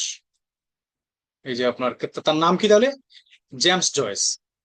এখন আমি একটু আপনাদের কাছে জানতে চাইবো, দেখি কে উত্তর দিতে পারে। এই ইউলিসিস নামে একজন একটা কবিতা লিখেছিল, একজন সাহিত্যিক, আমরা যাকে পড়ে এসেছি অলরেডি। বলেন তো ওই কবির নাম কি? Tennyson. Thank you, Alfred Lord Tennyson. Ulysses তার ড্রামাটিক মনোলগ ছিল, তাই না? ইউলিসিসের কাহিনী মনে আছে? মনে নাই, তবে আচ্ছা ঠিক আছে, কাহিনী লাগবে না। তাহলে এই ইউলিসিস, আপনার এই ইউলিসিস নামে তাহলে জেমস জয়েস একটা উপন্যাস লিখেছে, যেটা হচ্ছে আপনার বিংশ শতকের সবচেয়ে মানে বিখ্যাত উপন্যাস। এবং এটা আপনার কি বলে, মডার্ন লাইব্রেরি যে লিস্ট করছে সেটা #1-এ আছে। এরপরে তার আরেকটা লেখা আছে, আরো উপন্যাস আছে। এই উপন্যাসটার নাম হচ্ছে a portrait of the artist as a young man. হ্যাঁ, his debut novel it is coming of age, bildungsroman novel. হ্যাঁ, এই বিল্ডাংস্ট্রোমান কি বলেন তো একজন?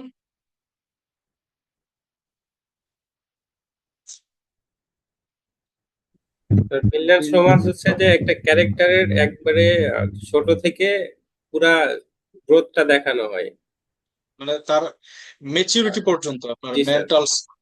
তার mental growth, physical growth, physical, plus হচ্ছে তারপরে সাইকোলজিক্যাল গ্রোথ, সবকিছু। ইকোনমিক্যাল, সবকিছুই।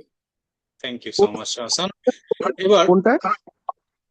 বিল্ডাংস্ট্রোমান একটা, আমরা চার্লস ডিকেন্স পড়েছি যখন, তখন আলোচনা করেছিলাম। চার্লস ডিকেন্স এর গ্রেট এক্সপেকটেশনস এ আপনার এই বিল্ডাংস্ট্রোমান ক্যারেক্টারটা আসে। এরপরে জেন আয়ার পড়েছিলাম যখন, আপনার জেন আয়ারের যে এমিলি শার্লেট ব্রন্টির লেখা, ওইখানে বিল্ডাংস্ট্রোমান পড়েছিলাম আর কি। হ্যাঁ, এই এই যে ইব্রাহিম, আপনি শীট গুলো দেখেন নাই, প্রিভিয়াস শীট গুলো একটু খেয়াল করবেন। হ্যাঁ, শীট গুলোতে এগুলো আলোচনা আছে, শীট গুলো একটু পড়লে দেখবেন এই বিল্ডাংস্ট্রোমান কি, এই সবকিছু আলোচনা আছে।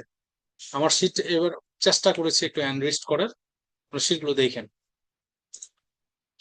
এরপর তাহলে তার কি কি বললাম, এই একটা Nobel A portrait of the artist as a young man, Ulysses, এরপরে তার আরেকটা আছে ফিনিগানস ওয়েক। এই তিনটা তার বিখ্যাত নোবেল, তিনটাই নাম আপনাদেরকে জানতে হবে।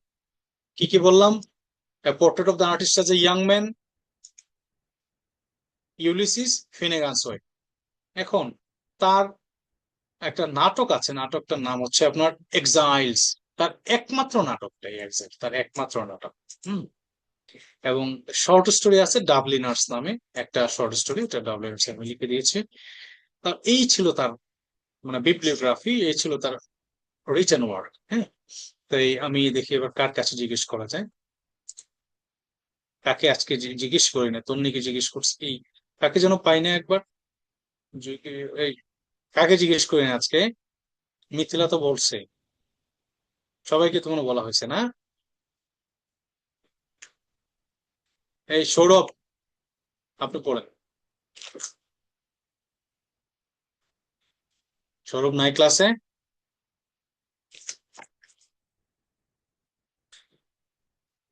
আচ্ছা, এই জুই পড়েন তাহলে।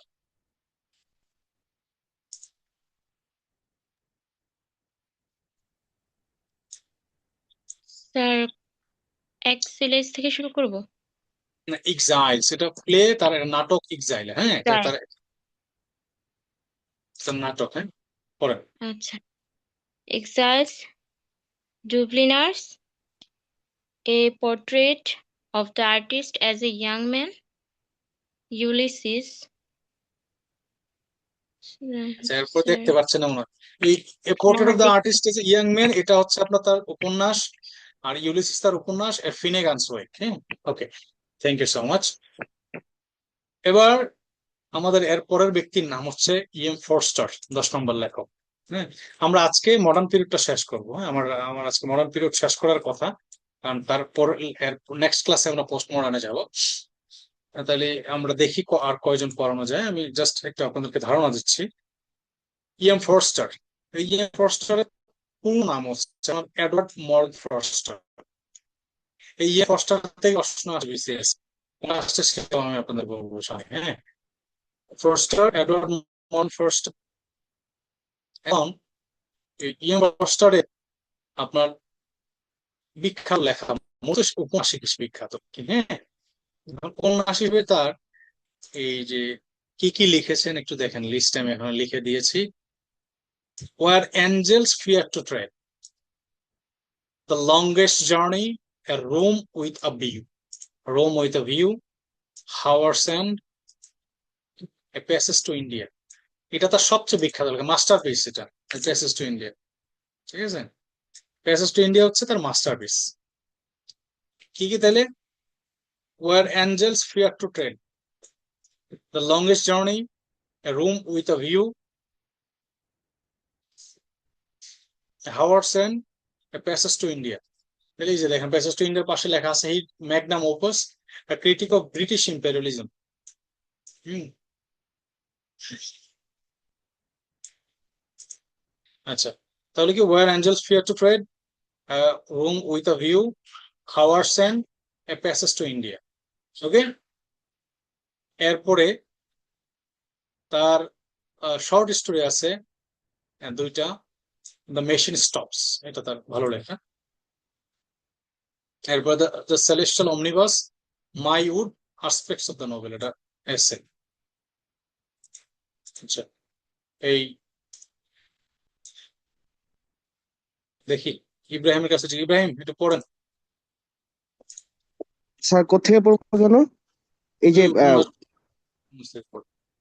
আচ্ছা স্যার, দা নোভেল। আচ্ছা, নোভেল গুলা হচ্ছে প্রথমটা where angels fear to tread, a room with a view, Howards end, and a passage to India, যেটার কোর থিমটা হচ্ছে his magnum opus, a critic of British imperialism.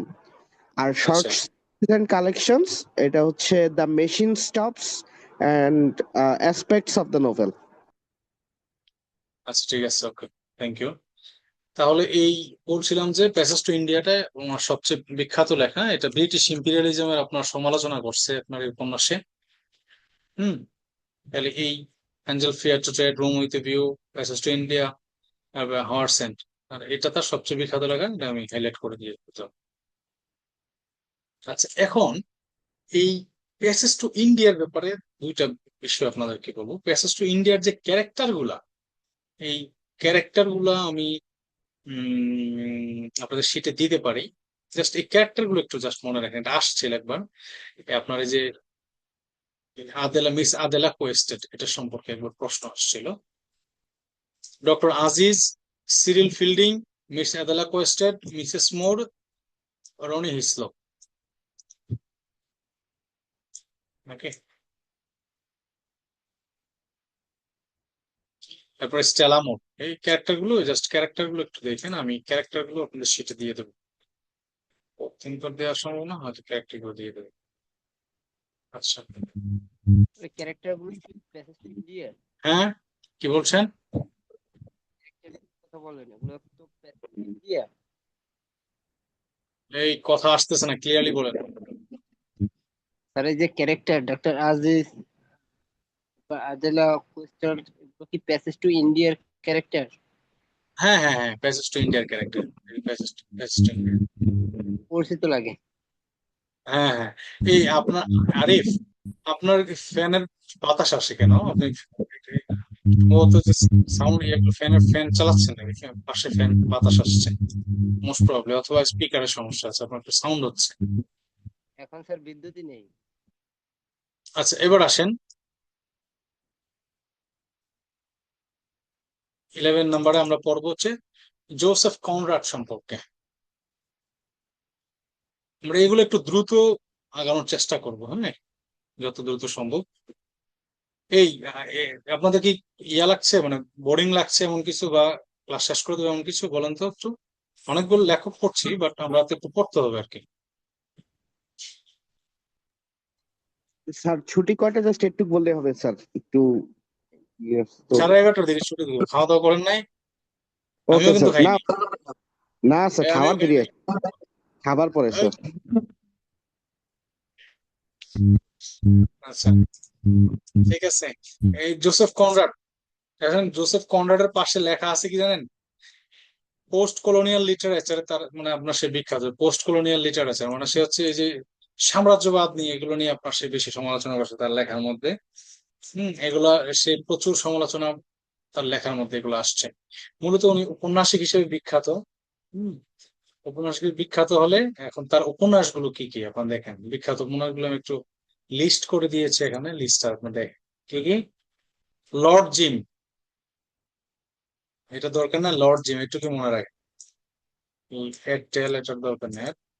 তাই লর্ড জিম, আপনারা কিন্তু সাল মুখস্থ করেন না, আবার সাল শুধুমাত্র ওই যে টিএস এলিয়টের কিছুগুলো ওইটা মুখস্থ করতে, ওটা বলছিলাম কি যেন, দ্য ওয়েস্টল্যান্ডের সালটা 1922 সালে, ওইটাই করেন। এটা সবচেয়ে বিখ্যাত লাগে এই যে আর্ট অফ ডার্কনেস। হ্যাঁ,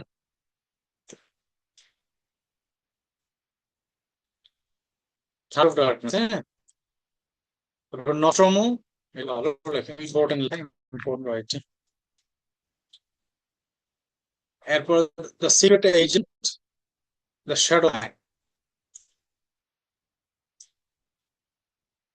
the rover under western eyes, the rescue, the arrow of gold, sorry, the arrow of gold, the niggers of the narcissus.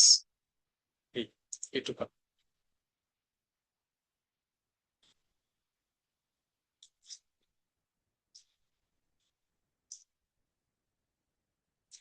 তাহলে কি কি বললাম? Lord Jim, heart of darkness, Nostromo, the shadow line. আচ্ছা, এই shadow line নামে আপনার এই অরবিন্দ আদিগাও, আপনার এই ইন্ডিয়ান একজন রাইটার, তারও একটা উপন্যাস আছে, হ্যাঁ।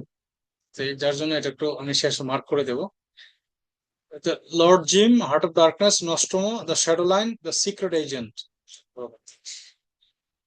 The rover under western eyes, the rescue, the arrow of gold, the niggard of narcissus.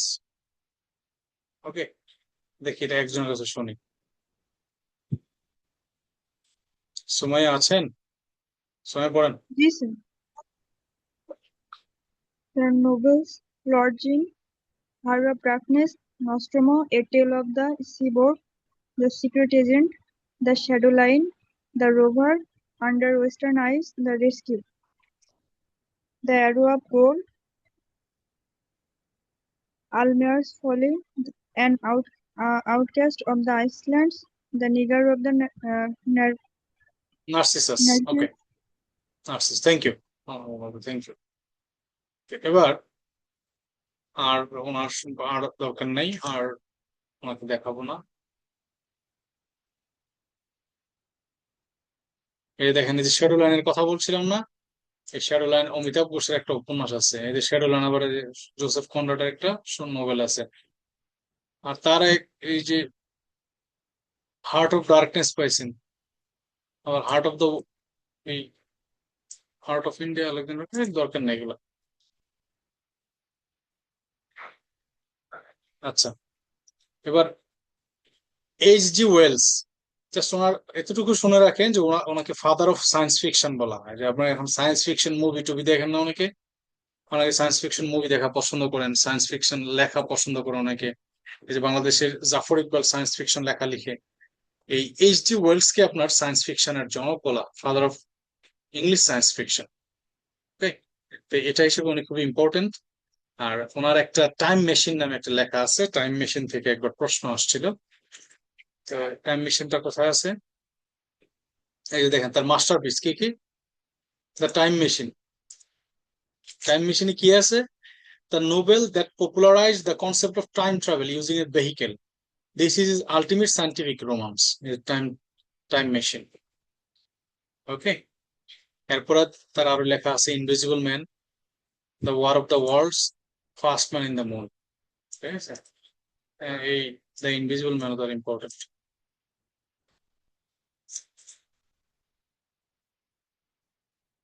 এখন এই তন্নি, তন্নি পড়েন, এই চারটা লেখা, আর এই আরো যে নোবেল গুলো আছে যে এটা পড়েন একটু, দ্য ড্রিম, আনডাইং ফাদার, ওগুলো পড়েন।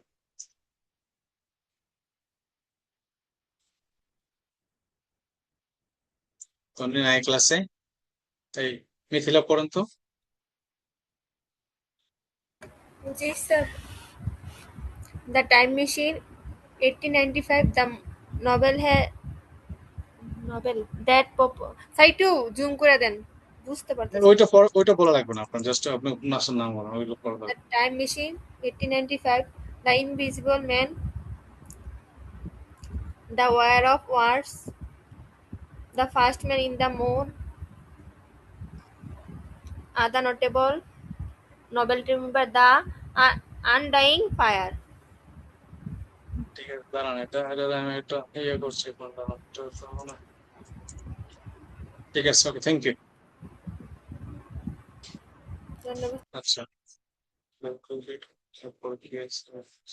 আচ্ছা, এই রুডিয়ার্ড কিপলিংটা ইম্পর্টেন্ট। হ্যাঁ, রুডিয়ার্ড কিপলিংটা ইম্পর্টেন্ট এই জন্য, রুডিয়ার্ড কিপলিং এর আপনি দ্য জাঙ্গল বুক মুভি কে কে দেখছেন? দ্য জাঙ্গল বুক দেখছেন কেউ? দেখেন নাই? আচ্ছা, এই যে দেখছেন, আচ্ছা, এই জাঙ্গল বুকের লেখক হচ্ছে রুডিয়ার্ড কিপলিং। তার সবচেয়ে বিখ্যাত লেখা এটা আপনার জাঙ্গল বুক। এটা কিন্তু শর্ট স্টোরি, এই শর্ট স্টোরির ভিত্তি করে আপনার মুভি বানায় ফেলছে, চিন্তা করেন। এরপরে কিম তার সবচেয়ে বিখ্যাত উপন্যাস, মাস্টারপিস, তার আনডিসপিউটেড মাস্টারপিস, একেবারে বিশাল মাস্টারপিস এটা। এই এখন তাহলে কি কি এই তার ব্যাপারে হচ্ছে আপনার, মানে সে হচ্ছে অ্যাংলো ইন্ডিয়ান রাইটার। তার সে ইন্ডিয়াতে জন্মগ্রহণ করেছিল, তারপরে তার মনে করেন যে ব্রিটিশ চলে গেছে। তার বাপ মা ইন্ডিয়াতে বসবাস করতো আর কি, তো ইন্ডিয়াতে বসবাস করতো, সে তারপর ইন্ডিয়াতে জন্মগ্রহণ করছে, তার জন্য অ্যাংলো ইন্ডিয়ান। সে কিন্তু আবার নোবেল পুরস্কার পাইছে আপনার 1907 সালে এই জাঙ্গল বুকের জন্য। 1907 সালে নোবেল পুরস্কার পেয়েছে, এবং প্রথম ইংলিশ ল্যাঙ্গুয়েজ রাইটার, মানে ইংল্যান্ডার, ইংলিশ রাইটার হিসেবে সে আপনার এই পুরস্কারটা পেয়েছে। He became the first English language writer to win the Nobel Prize in Literature. এর আগে যারা পাইছে অন্যান্য দেশের, অন্য সুইডেন মুইডেনের ওইসব দেশের, কিন্তু ইংলিশ লেখক হিসেবে সে প্রথম পাইছে। ঠিক আছে, রুডিয়ার্ড কিপলিং। তাহলে তার কি কি লেখা আছে, মেজর নোবেল কি কি? কিমের ব্যাপারে বললাম যে সে, এটা হচ্ছে তার মাস্টারপিস লেখা। এরপরে আপনার ক্যাপ্টেন কারেজাস, এটা একটু দেখুন। আর তার সবচেয়ে বিখ্যাত শর্ট স্টোরি, যেটা প্রথমে বললাম যে কি, jungle book. is a legendary collection of children's stories featuring Mowgli. This was the primary reason for his 1907 Nobel Prize. এরপরে আপনার Davidson credits important, and who would be king? এটা important. এই যে তার একটা কবিতা আছে কয়েকটা, এগুলো আপনারা দেখেন, দা হোয়াইট ম্যান বার্ডেন, ইফ, এরপরে আপনার দ্য সেভেন সিজ, এইগুলো বিখ্যাত। ওকে, তাহলে কি কি বললাম? তার বিখ্যাত উপন্যাস হচ্ছে আপনার কিম, ক্যাপ্টেন কারেজাস, দুটো বিখ্যাত। এরপর দ্য লাইট দ্যাট ফেইল, এটা মোটামুটি চলে আর কি। বাট তার সবচেয়ে যে এটার ব্যাপারে বললাম, দ্য জাঙ্গল বুক, জাঙ্গল বুক তার সবচেয়ে বিখ্যাত লেখা। হ্যাঁ, এটা আপনাকে জানতেই হবে। 1907 সালে এটার জন্য নোবেল পুরস্কার পেয়েছে। জাস্ট সো স্টোরিজ, এরপরে Davidson credits, action and reaction, এটা ইম্পর্টেন্ট লেখা। এরপরে তার কবিতা আছে, ইফ একটা কবিতা আছে, এটা পড়বেন সময় পাইলে কেউ। If, the white man's burden, the seven সিজ।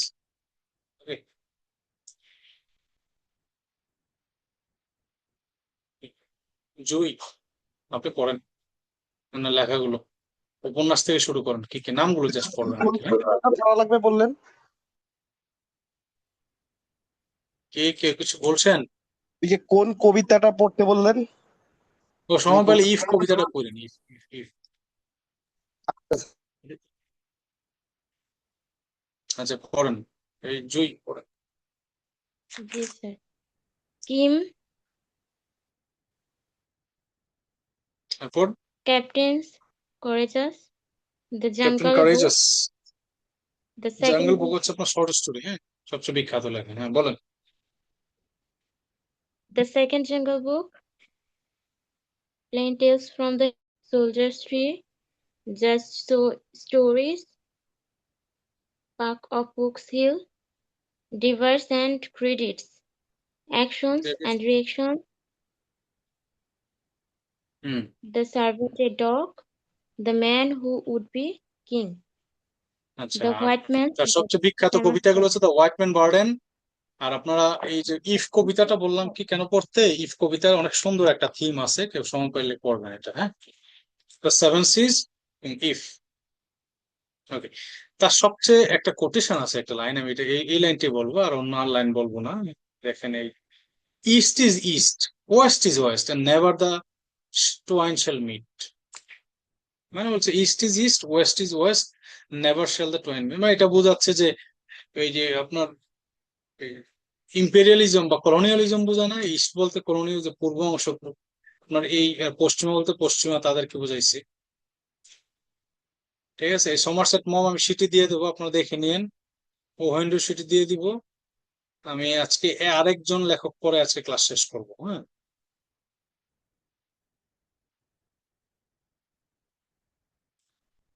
এই বার্টন রাসেলকে পড়াবো। বার্টন রাসেল, জন্মেন ইন্টারেস্টিং। এখন তো আবার দেখছি এই বার্টন রাসেলকে জাস্ট আপনাকে দেখছি, বার্টন রাসেল সম্পর্কে একটু জানতে হবে আপনাকে। বার্টন রাসেল যেমন সাহিত্যিক, মানে সাহিত্য থেকে প্রশ্ন হয়, প্লাস বার্টন রাসেল থেকে আপনার অংশ থেকে প্রশ্ন হতে পারে। যে আপনার এই যে মোরালিটি পড়েন না, আর নৈতিকতা, নীতি নৈতিকতা একটা প্রশ্ন আছে না, পার্ট আছে না, ওইখানে প্রশ্ন হতে পারে। হ্যাঁ, যার জন্য উনি দুই দিক থেকে ইম্পর্টেন্ট। সে মূলত ব্রিটিশ ফিলোসফার ছিল, কিন্তু সে নোবেল পুরস্কার পাইছে 1950 সালে সাহিত্যে। এটা এটা আপনার একটা সাধারণ জ্ঞান আর কি। সে দার্শনিক ছিল, বাট সে পুরস্কার পাইছে সাহিত্যে। এটাতে প্রশ্ন আসে অনেক সময়। 1950 সালে নোবেল পুরস্কার পেয়েছে। এখন ওনার এই সবচেয়ে বিখ্যাত লেখাগুলো এখানে আছে, আমি একটু লিস্ট করে দিচ্ছি আপনাদের। কি কি তাহলে কি? History of western philosophy, the analysis of mind, এরপরে হিউম্যান নলেজ। বাকিগুলো দেখবেন, বাট এগুলো তার চেয়ে ইম্পর্টেন্ট লেখা। Human knowledge, the analysis of mind, history of western philosophy. এরপরে আপনার এই এথিক্স নিয়ে লেখা দ্য কনকোয়েস্ট অফ হ্যাপিনেস, এটা বাংলা সাহিত্যে মোতাহার হোসেন চৌধুরী সুখ নামে ট্রান্সলেট করেছে। ম্যারেজ এন্ড মরালস, এর পলিটিক্যাল আইডিয়ালস। আর তার সায়েন্স নিয়ে লেখা আছে রিলিজন এন্ড সায়েন্স।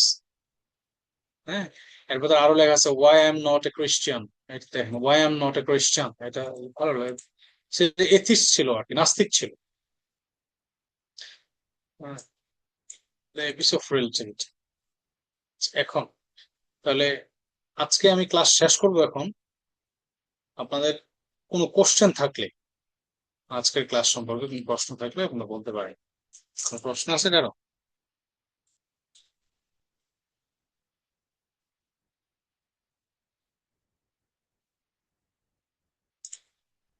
কারো প্রশ্ন নাই? আরিফ, মিথিলা বা হচ্ছে ইব্রাহিম, কারো কোনো হাসান বা কারো প্রশ্ন থাকলে বলতে পারেন। না স্যার, প্রশ্ন নেই। আচ্ছা, আজকের লেকচার মানে একটু বড় ছিল, অনেকগুলো সাহিত্যিক আমরা কভার করেছি। ইংরেজি মডার্ন পিরিয়ডটা আসলে অনেক বড়। হ্যাঁ, মডার্ন পিরিয়ডটা যেহেতু বড়, আপনার এখানে অনেক সাহিত্যিক আসবে, তো আপনারা একটু শীটটা একটু ভালো করে খেয়াল করবেন। আর আরেকটা বিষয়, আমি শীটটা আগামীকালকে রাতে দিব, প্লিজ কেউ গ্রুপে লিখবেন না। আমি আশা করি আপনারা জানেন যে আমি একটু অফিসিয়াল কাজ করতে হয়, আমি এখন তো আর কাজ করার সময় নেই। কালকে অফিসের মাঝখানে মাঝখানে যতদূর পারি আমি সন্ধ্যার পরে কাজ করি মূলত। আমি রাত 10টা 11টার দিকে শীট দিয়ে দেবো, প্লিজ কেউ লিখবেন না এটা, হ্যাঁ। আমি নিচে থেকেই দিব, আমার মনে থাকবে ইনশাল্লাহ। ঠিক আছে, সবাই ভালো থাকেন, সুস্থ থাকেন তাহলে, হ্যাঁ। স্যার আজকে কিছু আসসালাম। বলবেন?